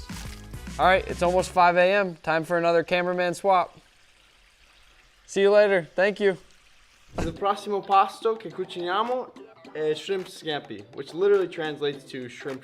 For the shrimp scampi, we're gonna use that pasta we cooked earlier, but to start, we'll peel and devein 1 pound of shrimp. To peel, you very simply flatten out the shrimp and then just peel off that shell. It should come off fairly easily. Then to take off the tail, you simply pinch the lower part of the tail and it comes right off. To devein, it's easiest if you use a small paring knife, but a chef knife will also work perfectly fine. You simply cut along the back of the shrimp, open up this flap, and remove the gray line that goes through the middle. Now into a bowl with about 4 cups of water, add 3 tablespoons of salt and 2 tablespoons of sugar. Whisk it all to combine, then add in your shrimp. Cover this with plastic wrap and refrigerate for about 10 minutes. Now into a pan with 1 tablespoon of olive oil, then add in the shells, as well as the shrimp heads if you're lucky enough to purchase them with their heads on. We'll saute these for 3 to 4 minutes until they get nice and orange in color. Then we'll add in a few thyme sprigs, and then deglaze with 1.5 cups of white wine. Strain this into a medium bowl, which brings us all of that shrimpy flavor, and therefore we're not wasting all those shells. And give it 1 or 2 little presses down to make sure you really get all that juice. This right here is where one of these fine strainers comes into play. Back into the same pan over medium heat, go ahead and add 4 tablespoons of butter and 1 tablespoon of olive oil. Then into that, we'll add 6 cloves of minced garlic, about 1/2 teaspoon crushed red pepper flakes, depending on how spicy you want it, a little salt, and black pepper to taste. Then stir it up until nice and fragrant. I've now strained off the water that the shrimp was poaching in, so I'll add these to the pan and stir them around for just a few minutes, adjusting the heat as necessary. When our shrimp is almost fully cooked, I'll add back in that shrimp and wine mixture, then reduce the heat to low and let that simmer for a few minutes. We've already made a cornstarch slurry once today, and here's where it comes into play once again. We want to thicken up our sauce here, and we haven't incorporated any acid yet, which we want in a seafood dish like this. So I'm going to squeeze in some lemon juice into about 1/2 teaspoon of cornstarch, then mix it all up until it's consistent, and dump that into our scampi. Within seconds, you should see that mixture begin to thicken up and become a bit more velvety. That cornstarch really just needs to activate and start soaking up some of that liquid. If I'm serving scampi with pasta, which many people do, I'm going to add that straight in, and this would be a great time to utilize some of that pasta water we talked about earlier. It adds a bit of flavor as well as some starchiness. Again, just to make a nicer, better sauce. We'll finish it off with some fresh parsley, which I'm just gonna tear across the whole top here, and one finishing touch, a little bit of lemon zest. Because as I said, I never like to waste the zest. I like to serve scampi with some crusty bread so that you can really sop up all those extra juices as you eat it. And honestly, I sometimes don't know what's better, the bread with the sauce or the scampi itself. Get some fresh air. Oh, it's getting light out. We've been cooking all night. 6 a.m. I don't know why anyone's making beets at this hour, but I'm not gonna take a slice, you know? One thing about New York is you just can't pass up a good slice.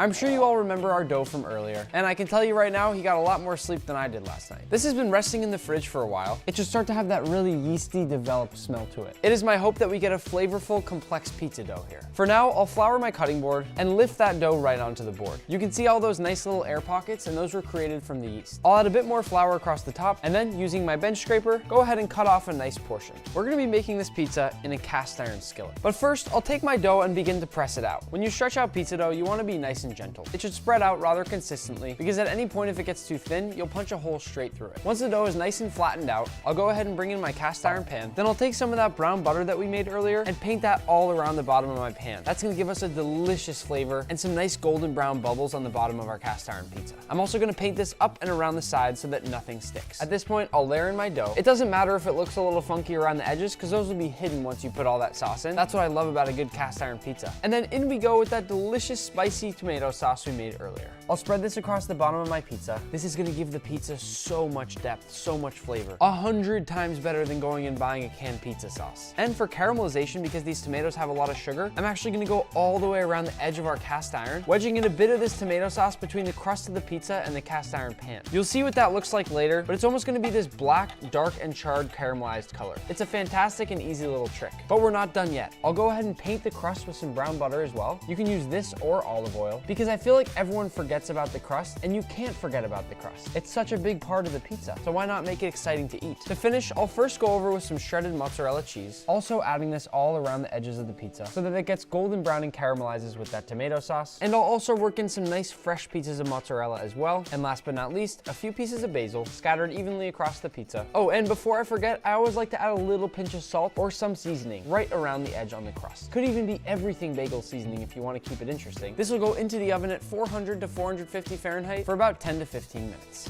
Here we go. You can finish your cast iron pizza with some fresh basil, and as you can see, it's got these beautifully caramelized edges, which are gonna be nice and crispy, and a nice golden brown bottom. We'll take a nice slice, and as you can see, we got a beautiful airy and light crust, and a nice cheesy golden pizza. The only thing missing from this slice, some pineapple. That pizza is so good. This right here is gonna be my second slice. I'm eating the whole thing. Niece and nephew, everyone needs to know how to make egg fried rice. And Uncle Nick is one of the few people who Uncle Roger trusts to teach you how to make it. Show them, Uncle Nick. Show them. It is now 7 a.m. A fried rice is simple, and just like a stir fry, you don't necessarily need a wok, but since I have one, we're gonna use it. To start, I'll go in with some pork fat. Once the oil's nice and hot, in we go with a few eggs. Then essentially begin making scrambled eggs.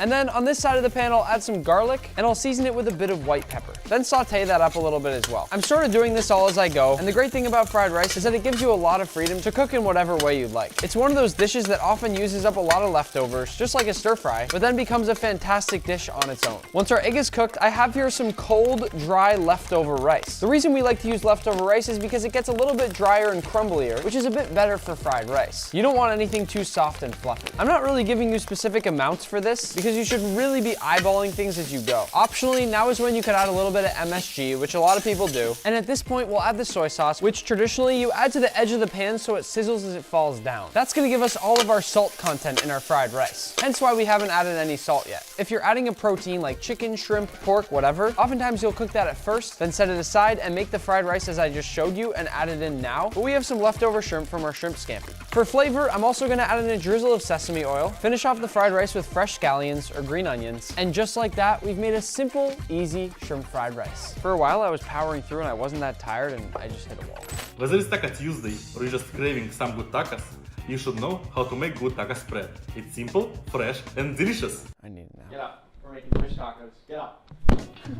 We're gonna start by making a simple crema for our fish tacos, basically just a flavored sour cream. So the base will be sour cream. Oh, that sounded bad. Then follow this with a little bit of mayonnaise, and you'll see at this point that I'm really not giving full ingredients as much anymore, because this is when I really want you to just start cooking with your gut, using whatever amounts of the ingredients in proportions that correspond to how much you like those ingredients. I'll go in now with a few dashes of hot sauce, a nice squeeze of lime juice, a touch of garlic powder, and really any other spices or seasonings you want. Mix this all together and set it aside. For fish tacos, you typically want to use a nice white fish, and here I have tilapia. To start, I'll slice them both down the middle, one of the reasons being the fact that this piece here is a lot thinner and will cook a lot faster than this thicker piece here. And in addition, this is a more reasonable size that you put in a taco. To season them, I'll go over with some cumin, then some cayenne pepper, and to finish, just a little bit of salt and some fresh cracked black pepper. And make sure to hit all sides of both pieces of fish. To cook the fish, I want that butter flavor with this one, but I also want to cook it high enough that I get a nice crust on the fish. So that's when I'm going to use some ghee. It's that clarified butter we talked about that doesn't have any of those milk solids that'll burn on us. Once the butter's nice and hot, in goes our fish. And we haven't talked much yet about overcrowding a pan, but this is where it can come into play. Especially if you're trying to get something nice and crispy, there's got to be ample space between every piece so that the steam can escape. Once you begin to see the fish change color around the edges, you can go ahead and start flipping. And as you can see, we have a beautiful, nice golden brown color to this piece already. And I flipped this one first because it's a lot thinner, and like I said, we'll cook faster. I'll flip this piece next since that's the first piece of fish I put down and it's been cooking the longest. longest. And finally, I'll go to this one here. I'm using a non-stick pan here, but something like this would be rather difficult in a stainless steel pan. Because we're cooking the fish for such a short amount of time, it would probably stick. If you're just learning to cook, one of the best ways to know if your fish is done is just to take one of the pieces as a tester and go ahead and open it up with a fork to see if it's flaky quite yet. I love purple cabbage with fish tacos, or any tacos for that matter. To assemble our tacos, I'll slice up some avocado. This is definitely the most satisfying way to do it. Then into a warm corn tortilla, I'll add some purple cabbage, then a piece of fish, some of our avocado, some thinly sliced red onion, a little squeeze of fresh lime juice, a nice dollop of our crema, and then finish with just a bit of cilantro and some cotija cheese. And that right there is a simple, perfect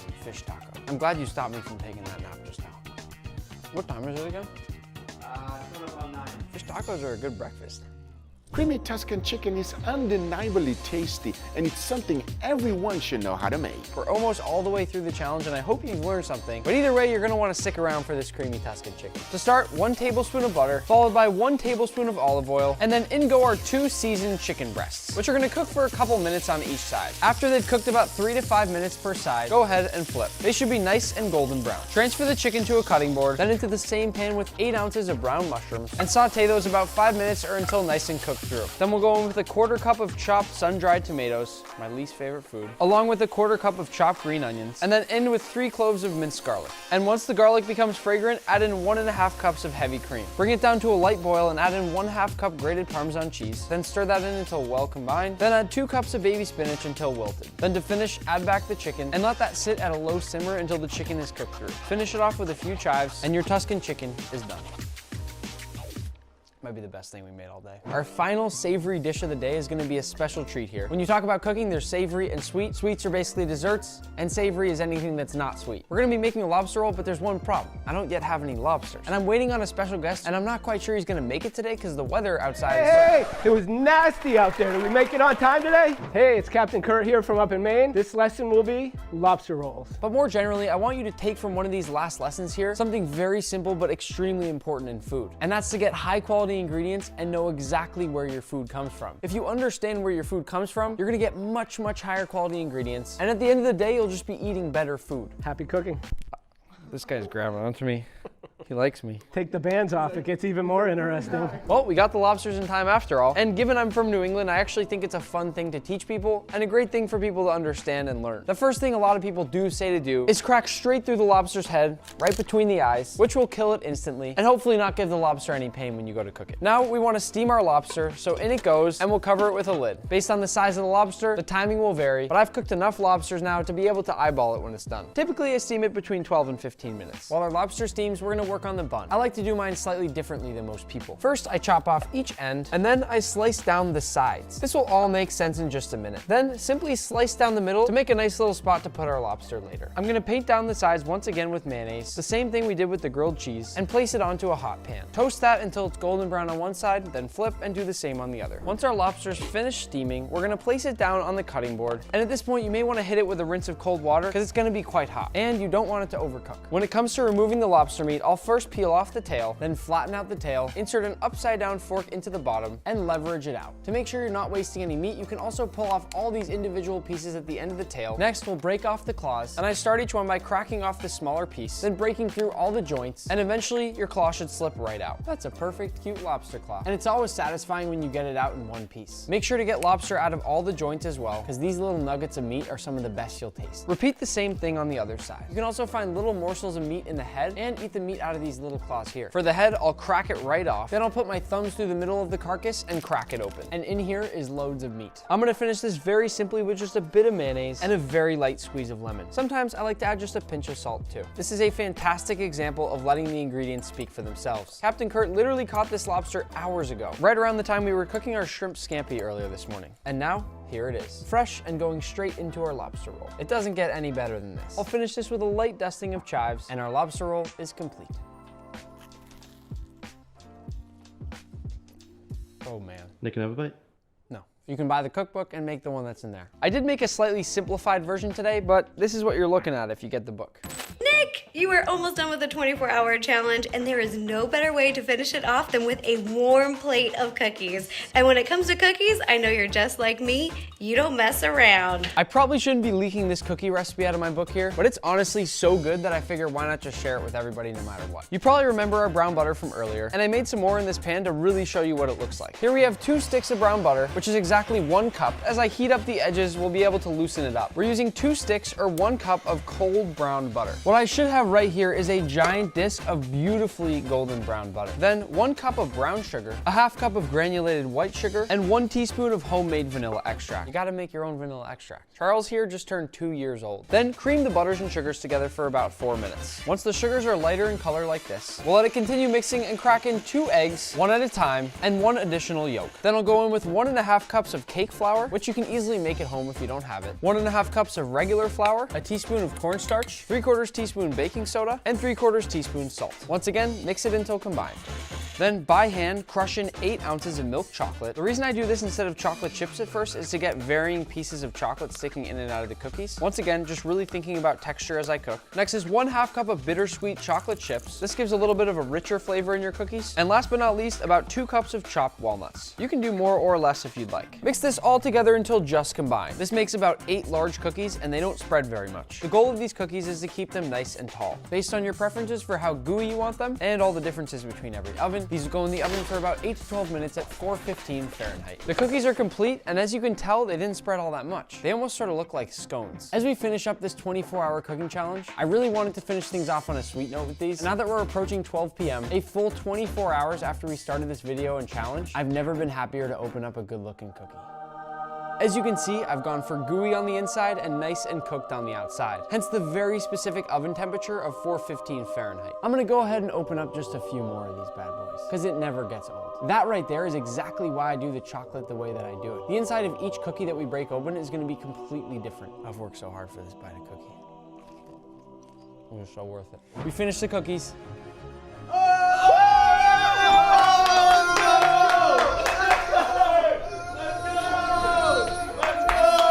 We just made it 24 hours straight of cooking, but perhaps more importantly, I hope you learned something. I'm gonna quickly finish with some spark notes. A really quick summary of what we learned today so you can take it away and it'll be fresh in your mind. And especially if you made it this far, great job. I know you didn't have to actually sit through the full 24 hours, but it was still a lot to get through. We nailed all the basics today, talking about equipment, ingredients, and knife skills. Just remember, learn the pinch grip and use the claw with your fingers when you cut. We did a few basic but necessary techniques such as making brown butter or even learning how to cook an egg. Finally, in the wee hours of the morning, we brought together all of those techniques and made a wide variety of dishes that I hope taught you something and are also recipes that you can easily take home and replicate. They're all some of my favorites. Don't forget to subscribe and like the video if you want us to do the 100-hour cooking challenge. We could do something like this, but for 4 days straight. All boiled down into one fun and exciting video. And don't forget, to somebody random anywhere in the world who orders the cookbook from the link in the description below, you will get this signed book and one of my favorite chef's knives. This one right here. Chef's knives really don't get much cooler than this. And for all my US fans, Barnes & Noble is gonna carry an exclusive signed edition, but it is very limited, so grab your copy while you can. For everybody else, don't worry, because there'll be more opportunities to get a signed book. I'm going on a book tour next year and we'll be doing a variety of book signing events, and I just might be coming to a city near you. Go DM me the word cook on Instagram to stay in the loop.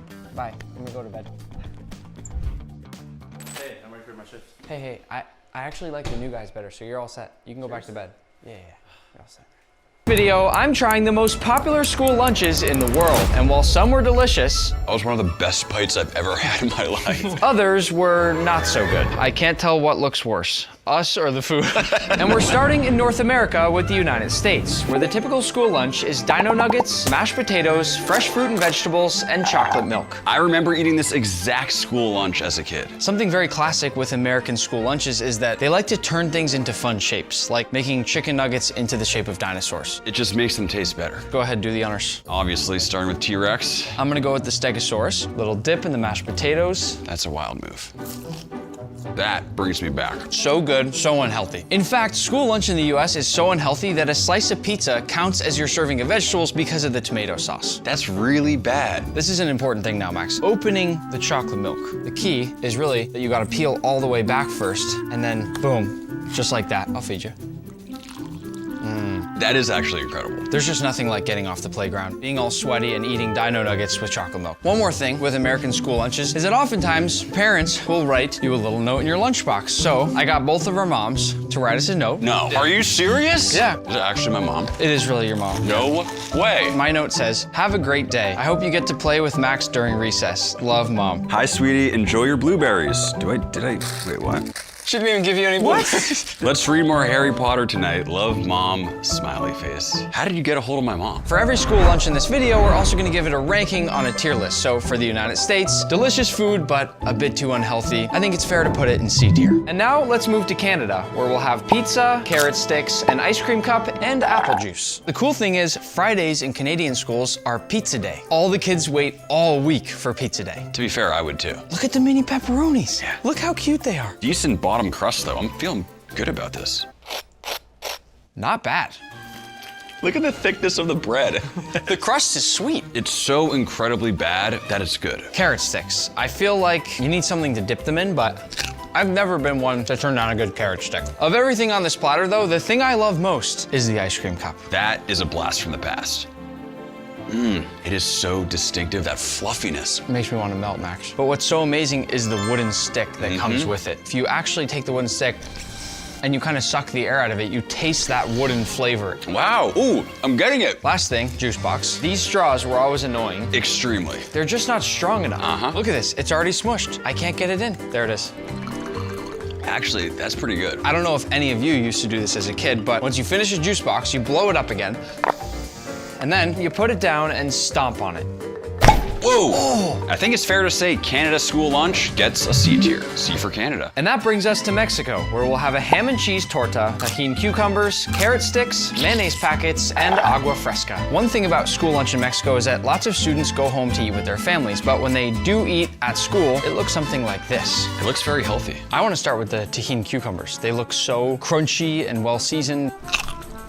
What am I experiencing right now? They love tahini and chamoy so much in Mexico that kids will actually have keychains on their backpacks like this. If you want a little more tahini on your cucumber, just pop it open. Don't mind if I do. That's okay, that's gonna be excessive here. Ooh, que rico. A torta is just a Mexican sandwich, essentially. You can put a variety of different things inside it, but as you can see with this one, we've got all sorts of fresh fruits, vegetables, quick, simple, on-the-go lunch. We were missing out growing up. That right there is a school lunch. Super flavorful, super fresh. 10 times better than anything else we've had today. It's even common to add on a little bit of mayo. And the best part is washing it down with some agua fresca, which is fruit-infused water. Let's see. It's basically just like a cold tea. In the heat that you probably have on a playground in Mexico, this must be extremely refreshing. This would hit the spot. We're gonna put Mexican school lunch in B tier and move on now to Jamaica, where a typical school lunch is fried chicken, peas and rice, mac and cheese, plantains, a side of fruit, and fruit punch. We are really leveling up here. Yeah, this looks unbelievable. Even this, look at this thing. I say we divide and conquer. I feel like I gotta do mac and cheese on the chicken. School lunch or not, that was one of the best bites I've ever had in my life. Put some mac and cheese on there. They just pair so well together. Oftentimes, kids will take their mound of rice and they'll take some of this Jamaican gravy and they'll make a little volcano. While you eat that, I'm gonna set up the drink. I love the way they serve the drink in a little pouch like that. And everybody knows that blue tastes better. If I had this lunch every single day, I would be a very happy student. Jamaican me crazy with this school lunch. It's getting an A tier. And now that we've finished in North America, we'll move on to South America, where we'll start with Brazil to have rice and beans, ground beef, a side salad, jello, and cashew juice. This looks amazing. Hold on. In Brazil, everybody needs to scan their ID card before they eat. I made this both a Brazilian student ID, just in case we ever go back to school in Brazil. This is hilarious. Why do I look way more handsome than you? Before either of us eats, I'm gonna scan these. Max, yours isn't scanning. The principal called my mom. Everything's fine. Sorry, Max. You can't eat lunch today. Ah, mine's scanned. I'm good. What? All right, where do I begin? Maybe a little bit of the beans and rice. Looks like there's some bacon in there. Wow. This rice has been cooked to perfection in bacon and bacon fat. And when you pair that with the ground beef, It is unbelievably good. Everything tastes so incredibly fresh. And part of the reason is because it's the law in Brazil that lunch must be cooked fresh every day, and 1/3 of it needs to come from nearby farms. That makes the food even better. I'm so happy I paid my lunch bill for this one because this is good. I've never had cashew juice before. Let me guess, it tastes amazing. It's fruity, but at the same time, it's naturally really creamy. It's really good. Last stop here, Jell-O soccer ball. Look at that thing. I feel bad. I feel bad. I'd asked Max what rank he thinks we should give this, but he's not gonna be any help, so we're gonna put Brazilian school lunch in A tier. That rice was too good. And now let's move to Argentina, where we've got chicken milanesa with salad, white rice, bread, fresh lemon, mayonnaise, and pineapple juice. Milanesa is this fried and breaded chicken here, and Argentinian people love it so much that they have a national holiday called National Milanesa Day. It looks like something you'd order at a restaurant. Every milanesa comes with fresh lemon, and it is never eaten without a huge squeeze of lemon over the top. Hear that crunch? Crunch. A lot of students also love adding mayonnaise to their milanesa, so we're gonna try the same. It's a lot of mayo there, Nick. Creaminess from the mayo and the acidity from that lemon, so good. Another thing I love here is they put some butter on the rice. There's really nothing like simple buttered white rice. This for me is closest to what I would want to have at school lunch every single day. You've got carbs, you've got protein, you've got healthy, fresh greens, and even this really delicious looking juice box. One of the best juice box sips I've ever had. What? I might start buying these just to have. Argentina school lunch, we're going with A tier. And now on to Colombia, where we've got arroz con pollo, vegetable soup, plantains, hot sauce, and passion fruit juice. What do you think? I mean, it looks stunning. Lunch is the biggest and most important meal of the day in Colombia, so this is a big deal right here. Apparently, we're supposed to eat the soup first. Not my favorite, but it's good. There's something in there that's very unique. The corn is really sweet and tender. That's actually a game changer. Let's add a little ají to our rice here, spice things up a little. I love the ají on there. Ooh, a little kick at the end though. The plantains here are said to be so sweet that the kids actually call them banana candy. So it's almost like a dessert. Nice crisp on the outside, but kind of dense and chewy. Of all we see here for a Colombian school lunch, my eyes are drawn to the bagged passion fruit juice. How do we approach that? I honestly think we just toss 2 straws in there and just go for it. This feels dangerous. Wow, it's almost creamy. That tastes like somebody juiced it 5 minutes ago. We're gonna give Colombian school lunch a solid B tier. I'd call it a B+. And with that, we finished in South America and are moving on to Europe, where we'll start in France to eat a multi-course school lunch that includes a salad, some roast chicken and vegetables, a bread and cheese plate, some fruit for dessert, and water. France takes their school lunch very seriously. In fact, students get between 1 and 1.5 hours just for lunch. Wow. First course is a shredded carrot salad. This is so fancy. Almost too fancy. Really fresh. 10 times healthier than any school lunch I've ever had in America. And the rules, by the way, for school lunch in France are very strict. No soda, no candy, no vending machines on campus at all. All the food is cooked from scratch by chefs, and no more than 4 times a month can you have any fried food. That is impressive. The second course is roast chicken with vegetables. It's simple, but it looks like French food. Let's check the crispy skin. The chicken is incredibly well cooked. Crispy skin, juicy meat. Craziest part is you get one of these fancy napkins that you'd get in a nice French restaurant. We didn't even talk about the fact that this is served on an actual plate. I noticed that we've stayed clear of the broccoli. Open up. Oh, no. I thought you were gonna have it. You said yummy. No, Well, yes, not quite exciting enough. France school lunch is getting B tier. Continuing on to Italy, a typical school lunch is chicken al forno, tomato pasta, salad, and a water. Mamma mia! This looks like real food. Start here with that chicken al forno. I'm gonna have a little bit of this tomato pasta.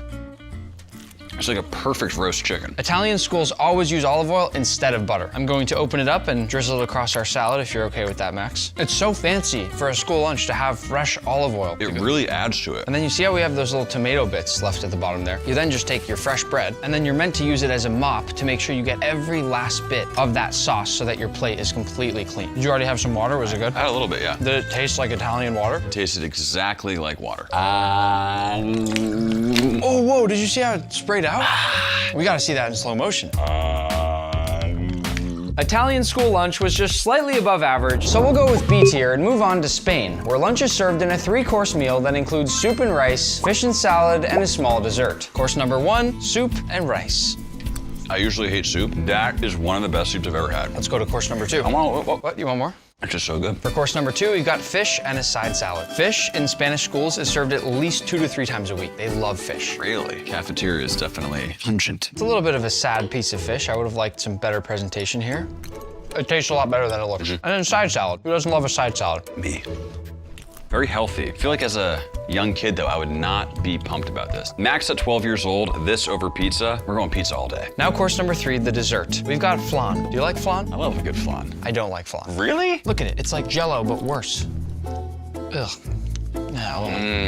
That is absolutely fantastic. Before we give our tier ranking, there's one more thing. In Spain, they care so much about what the students think of the food that they actually, at one school, used emojis to let the students rate the meals. So why don't you hold up the 1 or 2 that come to mind? I'll do the same. I don't know about the first 2 dishes, but that dessert, I'm in love. I'm gonna go with 2. I've got the confused emoji. I've also got the fire emoji. I don't understand why they paired that rice with that soup, but the overall experience was fire. Spain school lunch is getting B tier. And this brings us to the United Kingdom, where students get fish fingers, baked beans, chips, a bread roll, and grape juice. There's a reason my tray looks better than Max's here, and that's because in the United Kingdom, better behaved students can earn golden table privileges, which come with shiny gold tableware and the perk of being served before everyone else. That's not fair. You should have behaved. Max, I'm gonna show you a little lunch hack that some students do. You take a roll of bread and you cut that roll of bread open, and then you stack on some of these nice crispy fish fingers, then French fries. Chips, as they say. And last but not least, I'll put some of those Heinz baked beans over the top. This is a UK lunch hack called a fish finger sandwich. You can enjoy your fancy sandwich, your gold, this, that, the other thing. I'm gonna eat them like a normal person.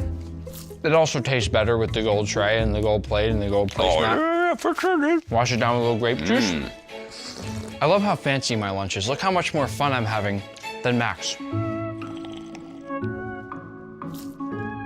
want a bite of my sandwich? Sure. Psych. That's called bullying, all right? I love this lunch. I'd give it a B tier. Honestly, I think it's an F. He's only saying that because he didn't have a gold plate. I'll meet you at D. Fine, the UK school lunch gets D tier. And we'll move now to Sweden, which serves meatballs, boiled potatoes, crisp bread, lingonberry jam, and whole milk. Before we eat, Sweden is famous for having its teachers come in and sit with the students to teach proper posture, proper eating habits. So I invited my old history teacher to come in and just watch over us while we eat. How are you? How are you?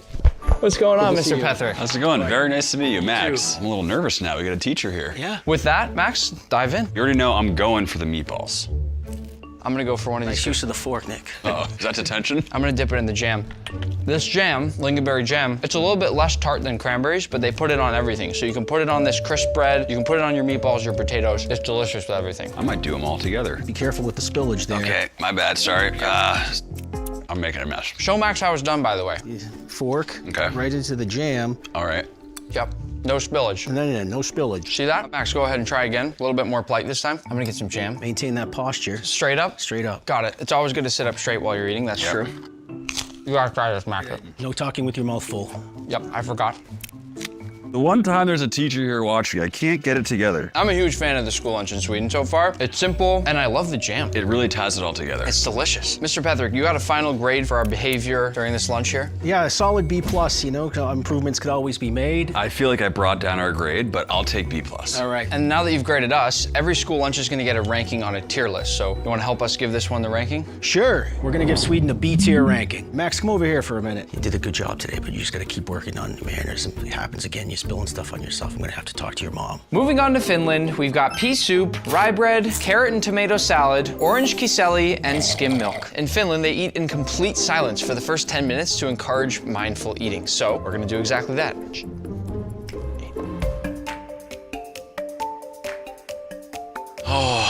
Okay, we can talk now. We did some damage, huh? I wish the food tasted better. Finland is famous for offering free school lunch to every single student. And every single Thursday is pea soup day across all sorts of places in Finland. Hospitals, schools, the military. That's why we have pea soup. I know exactly what day I'd be skipping school. I actually happen to disagree. I like the pea soup. I think it's seasoned super, super well. But I know you're thinking F tier, so I'll settle with you at D tier. And that brings us to Germany for some chicken schnitzel, mashed potatoes, peas, and water. Wow, I can't tell what looks worse. worse, us or the food?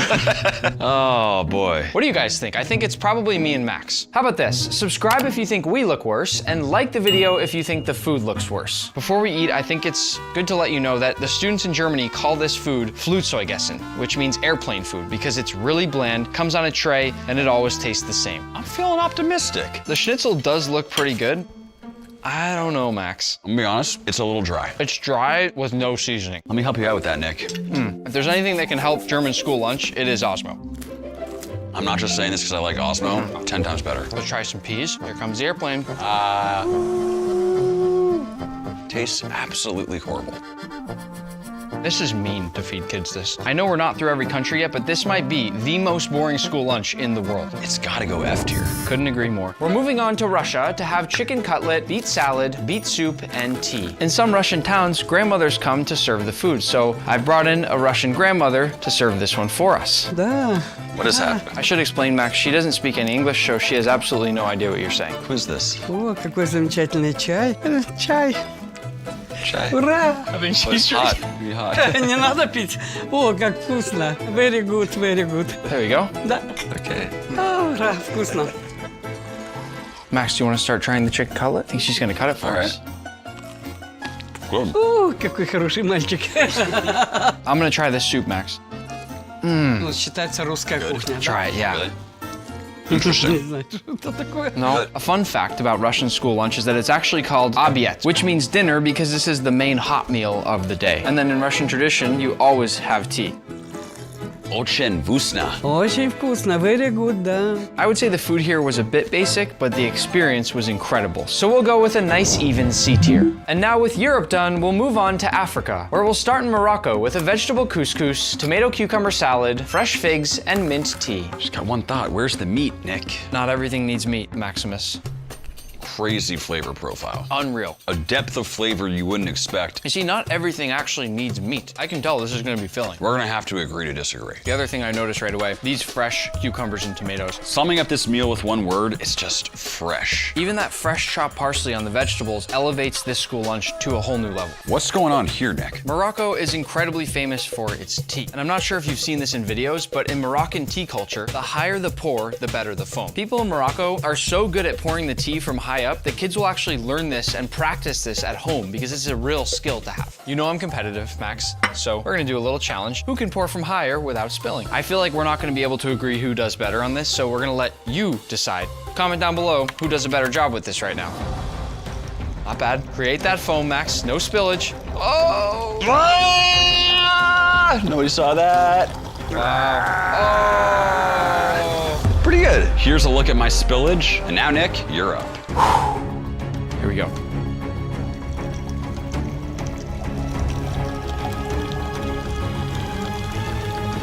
Not even close. Here's a look at my results and my spillage. Comment below, we need to know who you think won. As for the rating, Morocco's school lunch is getting a B tier. Moving on to Nigeria, a typical school lunch is jollof rice, steamed vegetables, stewed chicken, and chavita juice. Jollof rice is one of the most popular dishes in all of West Africa, and I am very excited to try it. It smells insane. You have to try that. Is it amazing? So good. It's so flavorful. It's the perfect amount of spice. Watch when I break this chicken too, it is fall apart tender. Go ahead. Amazing. Insanity. It's a little bit like an Indian curried chicken. This chicken, by the way, is so popular in West Africa that kids call it party chicken because it's served at parties. People love it that much. And speaking of parties, a lot of schools actually have a dance party with music during lunchtime, so we're gonna do exactly that.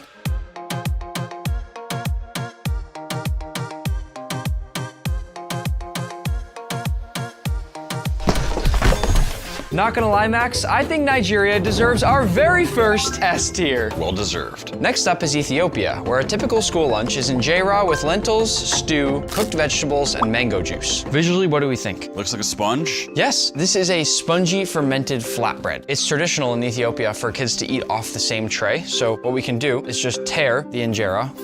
It smells really good. It's almost like sourdough. I almost don't want to eat it. I just want to play with it. What we do here is we use our right hand to dip it into the stew, soak up some of the juice in there, and then you eat. Amazing. Those soft chickpeas, the seasoning in there. That's one of the best bites of food I've had in a while. I didn't tell Max this yet, but traditionally in Ethiopia, people will give each other what's called a gursha, which is a bite fed by hand, and it's a sign of love or friendship. So Max, please open up. Wait, do you love me or you're my friend? He licked my fingers a little bit, that's okay. I'm gonna start going around asking all my friends for a gursha. The lentils too look expertly cooked. If those lentils taste good, this might be S tier. They're all right.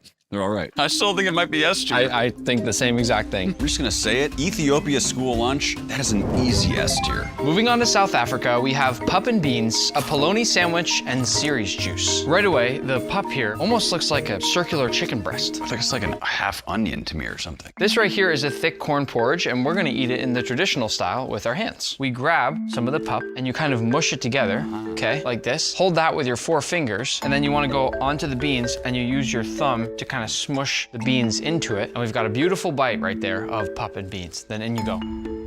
The flavor combination is so unique. It's a little bit earthy. It's almost like a little bit grainy, but then there's a bit of a sweet corn flavor. The great thing is you can wash it down with some cereals juice. It's a really popular South African brand. Almost like a pineapple flavor. Polony sandwich. We would call it bologna. Yep. They call it polony. I always like bologna. There's something about it. It's not premium per se, but it's so good. These might not be my favorite flavors of anything we've had, but in ranking this one, I'm gonna give a lot of extra points for the experience of eating it. We'll put South African school lunch right in the middle at C tier. Next up is Egypt, where we'll have full medemes, baladi bread, carrots, and sugarcane juice. Commonly in Egypt, students actually go out and buy their lunch from street vendors because there's all sorts of amazing street food in Egypt. And what they most often buy is this thing right here called full medemes. It's slow-cooked fava beans that are seasoned with lemon juice, olive oil, and different seasonings. And this here is baladi bread, or Egypt's version of pita. We'll open this up and then take some of those stewed fava beans to make a pita pocket. There's no beef in here, no meat, it's just beans. Just beans. It's a little bitter. I'm falling somewhere right in the middle here. Before we make any judgments, let's try the sugarcane juice. Kids will normally go to street stands for this as well and get that amazing fresh pressed sugarcane juice. I personally love sugarcane juice. This is not quite there since it's canned, but it's still very good. One other thing, in Egyptian street food culture, the vendors will often hand the kids a free pickle or olive. So I've got one in each hand. Make your choice. Boom. That means I got the olive. Makes it a little more fun. On the one hand, I love that kids are going out and getting their food from street vendors. That's such a cool thing to do. It's like a little mini field trip throughout the day. But on the other hand, I just wish it was a little bit more exciting. Not my favorite. Egypt school lunch, we're going with D tier. And that means we finished with Africa. So now let's head to Asia with our first stop being Japan, where students get chicken katsu curry, rice, miso soup, and fresh milk. For this section, Max is dressed up as one of the students from the lunch team. Because there are no janitors in Japanese schools, the students take turns serving food, cleaning up, and wiping down trays, meaning that the entire school lunch is run by students like Max. They also don't eat in a cafeteria. Instead, students are served at their desks in the classroom, so we're gonna do the same. Thank you. Oh, and before I eat, most kids bring their own chopsticks in cute cases like this. It's a total flex to have cool ones like mine. Max, what'd you bring? Only my favorite chopsticks. Hello Kitty? Mine totally got mixed up with someone else's. This chicken katsu curry is one of the best things we've seen all day, and I'm not surprised. Listen to this. And now the best part, I get to wash it down with some fresh Japanese milk. This might be the creamiest milk I've ever had. I'm putting Japanese school lunch right up in A tier. Next is South Korea, where we'll have pork bulgogi with doenjang jjigae soup, rice, seaweed sheets, kimchi, bean sprouts, and strawberry milk. This is what I'm talking about. So many side dishes, but the South Koreans also nail the meat. When I think of South Korean food, I think of these massive spreads of food where you can pick from all these different dishes, and this school lunch looks like exactly that. So I'm gonna take a seaweed sheet here. A little pork on there. You need some kimchi. A little rice on there. Thank you. A few bean sprouts. I'm gonna go for this one in one bite. Boom. I get sweet, I get salty, I get sour, I get crispy, I get everything. I'm gonna open up the strawberry milk here. Good? Yeah. The soup is always served piping hot. Sometimes the kids will stir in a little bit of rice to try to cool it down. But we'd also be expected to finish all this food because South Korean schools are very serious about food waste. They have the most high-tech school lunch system in the world and use AI scanners to track the food waste every single day. My plate would be cleared every time. South Korea school lunch is getting S tier. That's a hard one to beat. We're moving on to India, where we have vegetable sabzi, aloo paratha, roti, achar, and mango juice. India serves 100 million children school lunch every single day. And traditionally, it's served in what's called a tiffin. That is the coolest looking lunch box I've ever seen. The problem is I have no idea how to open it. Here, let's just I'll take the base. mess around. Oh. Wow, hey. 1, 2, 3, 4. Kids will bring their own pickled vegetables that their parents made, and everyone likes to trade with each other to see what other people's pickles taste like. I'll smell your pickle. Oh, mine smell way better than yours. I'm not trading with you. In India, lunch is also most commonly eaten on a rug on the classroom floor. So here we are. Let's dig in. Just gonna grab some of this and get some potato in there. A strong lack of flexibility right now. I can't even get to the food. Definitely delicious. I got a cramp in my oblique. 1 second. Ooh, this is spicy. I don't know if I could last more than like half a day in India. This is really tough. You may need that. Here is a piece of my pickle. How is it? My mom's are better, but it's pretty good. There's no way your mom's are better. This recipe has been passed down for generations. Wow, those are very tasty. Oh, yours are super spicy. My hands are even burnt. I'm sweating. I'm gonna call my mom after this one. I need to go drink some milk, so while I can still talk, I'm gonna give Indian school lunch A tier. Next is Thailand, where we've got sauteed chicken, rice, soup, a fried egg, watermelon, and a yogurt drink. Once again, we've got fun shapes for the kids. This cute little guy is a little rice elephant. I thought it was a dog. In Thailand, you hold your spoon in your right hand and use your fork in your left hand to push the food into your spoon, and then you gotta try that. Really? The flavors off the charts. What a perfectly cooked egg. Just takes it over the top. I'm gonna try this soup here. I love the flavor of that. Almost like a miso soup. It makes sense that this tastes so fresh because the meals in Thailand in school are meant to taste like a home-cooked meal. Gotta try the dumpling.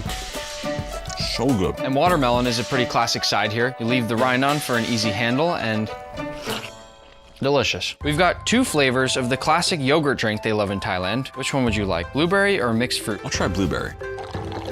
Oh, if I didn't know any better, I might think that this has gone bad. I was just thinking the same thing. It's definitely a little sharp. Taking into account the visuals and the incredible taste, Thai school lunch is getting A tier. And next is Vietnam, where a typical school lunch is beef stir fry, sweet and sour fish soup, rice, dragon fruit, and soy milk. What's the first thing you notice when you look at this school lunch? Fish bones. In Vietnam, they teach the kids from a young age to look out for fish bones and fish skins. So you'll notice there are fish bones here, there's a fish head right here, and there's even a whole shrimp with the head on. I kind of wish I got this learning lesson when I was little. Ooh, I love the flavor in this soup. You can tell they used real fish bones to make this. Just has this incredible depth. I'm gonna go for some of that beef stir fry. You really can't go wrong with a beef stir fry. One cool thing here is that most schools in Vietnam don't allow home-packed school lunches, so you have to eat at school, which I can't tell if I like or don't like, because on the one hand, everyone has the same food, so you're all sharing the same experience, but on the other hand, it's kind of fun to trade. Speaking of trades though, the #1 thing kids look out for at school lunch in Vietnam, the dragon fruit. If you can get your hands on red dragon fruit, it is considered a prized trade. So if I, Max, got red dragon fruit at lunch, you would really want to trade with me. Ngong Qua. Now the drink. I haven't had much soy milk in my life, but that's probably the best, most flavorful soy milk I've ever had. I'm not usually a fan, but it tastes really fresh. I love Vietnamese food, but we agree this wasn't quite exciting enough. We're gonna put Vietnamese school lunch in C tier. Still a solid score. Moving on to Indonesia, we have nasi goreng with egg, sliced cucumber, shrimp crackers, sambal, and a box of tea. I'm loving the shape of this tray. And the colors. Everything just pops. I mean, we have a pink shrimp chip. I just gotta do it. Let's break the egg yolk. Oh yeah. Nasi goreng is one of my favorite dishes in the world, so I'm just gonna go right in. Do you eat it like a nacho? I don't see why not. That's a great idea. Right. I'm gonna load you up. A little bit of the sauce. Wait, did you hear that? Yeah, it's crazy. Listen, when you dip one of these shrimp crackers, it's like Pop Rocks. That sambal might be my favorite part. If you haven't heard of sambal, it's a spicy chili paste. Absolutely delicious. Goes so well on everything. This one's maybe a level 1 spice. And I've also got a level 2, a level 3, and a level 4. And we're gonna spin this wheel here to see which one each of us has to taste, because kids growing up in Indonesian schools like to dare each other to try a spicier and spicier sambal. Ready?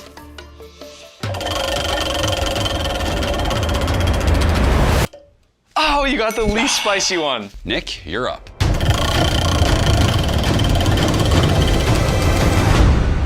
You've got to be kidding me. Let's go! Woo! Gotta eat the whole thing, Max. Your turn. Give yourself a nice big scoop. Fine. A little bigger, yep.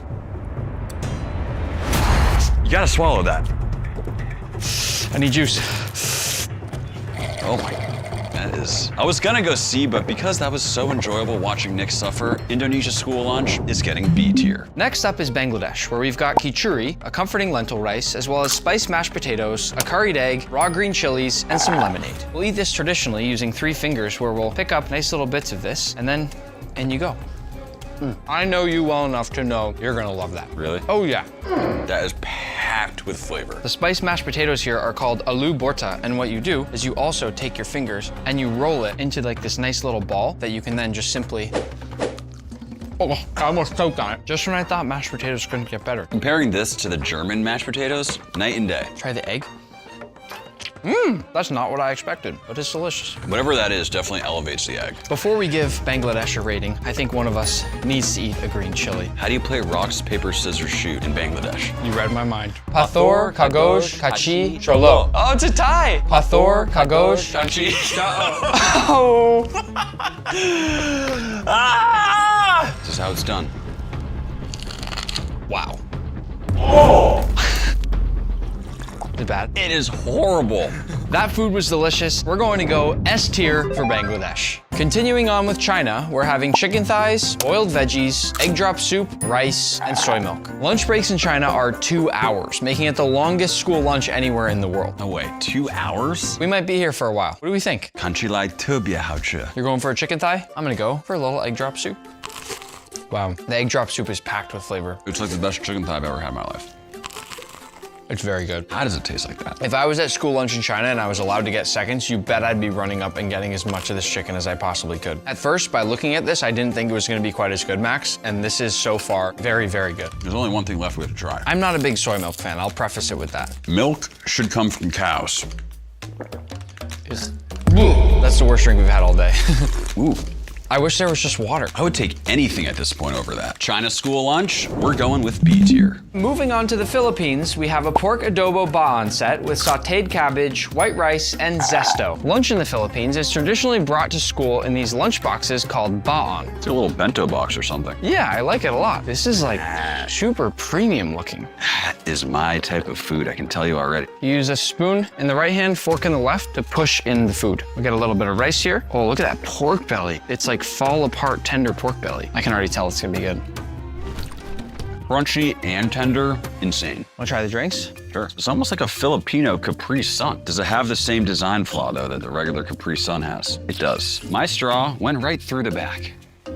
Got most of it on the tray, but it is delicious. I would say my biggest takeaway of this lunch is that it's the most home cooked of anything we've had, and I don't mind that. To me, it lacks the X factor, but to your point, it does feel very homey and nutritious. I think it's fair to put Filipino school lunch in C tier. And moving now to Malaysia, we've got nasi lemak bungkus, which is a coconut milk rice served with chicken, spicy chili paste, fried anchovies, roasted peanuts, and a soft-boiled egg, all served with a Milo drink. This is one of the coolest little packets of food I've ever seen. Love the presentation. It's like a little present. Should we unwrap it? Let's do it. Being very gentle here. I have no idea what's inside. Oh, wow. This whole thing is eaten with our hands. No utensils, no paper plate, no nothing. I'm a little thrown off by the little baby fish on there. It's easy, Max. Just get in there, grab some rice, put a little bit of chicken. A little bit of sauce on there. Phenomenal. That tastes way better than it looks. My mouth is just watering from all the different flavors that we're getting to eat right now with this. What I'm actually wondering is whether a chocolate malt beverage is gonna go well with this. Interesting. It tastes more like a chocolate bar in liquid form than it does chocolate milk. It's like a dark chocolate too. This one's gotta rank high. Malaysia's school lunch is getting a solid B tier. Next up, we have Lebanon, where we'll have za'atar flatbread, cucumber sticks, labna, fruit, and a pyramid juice box. I mean, the food looks okay, but I'm dying to see what's going on with these little juice boxes right here. Yeah, I've never seen a pyramid triangle-shaped drink before. You just gotta bite it off.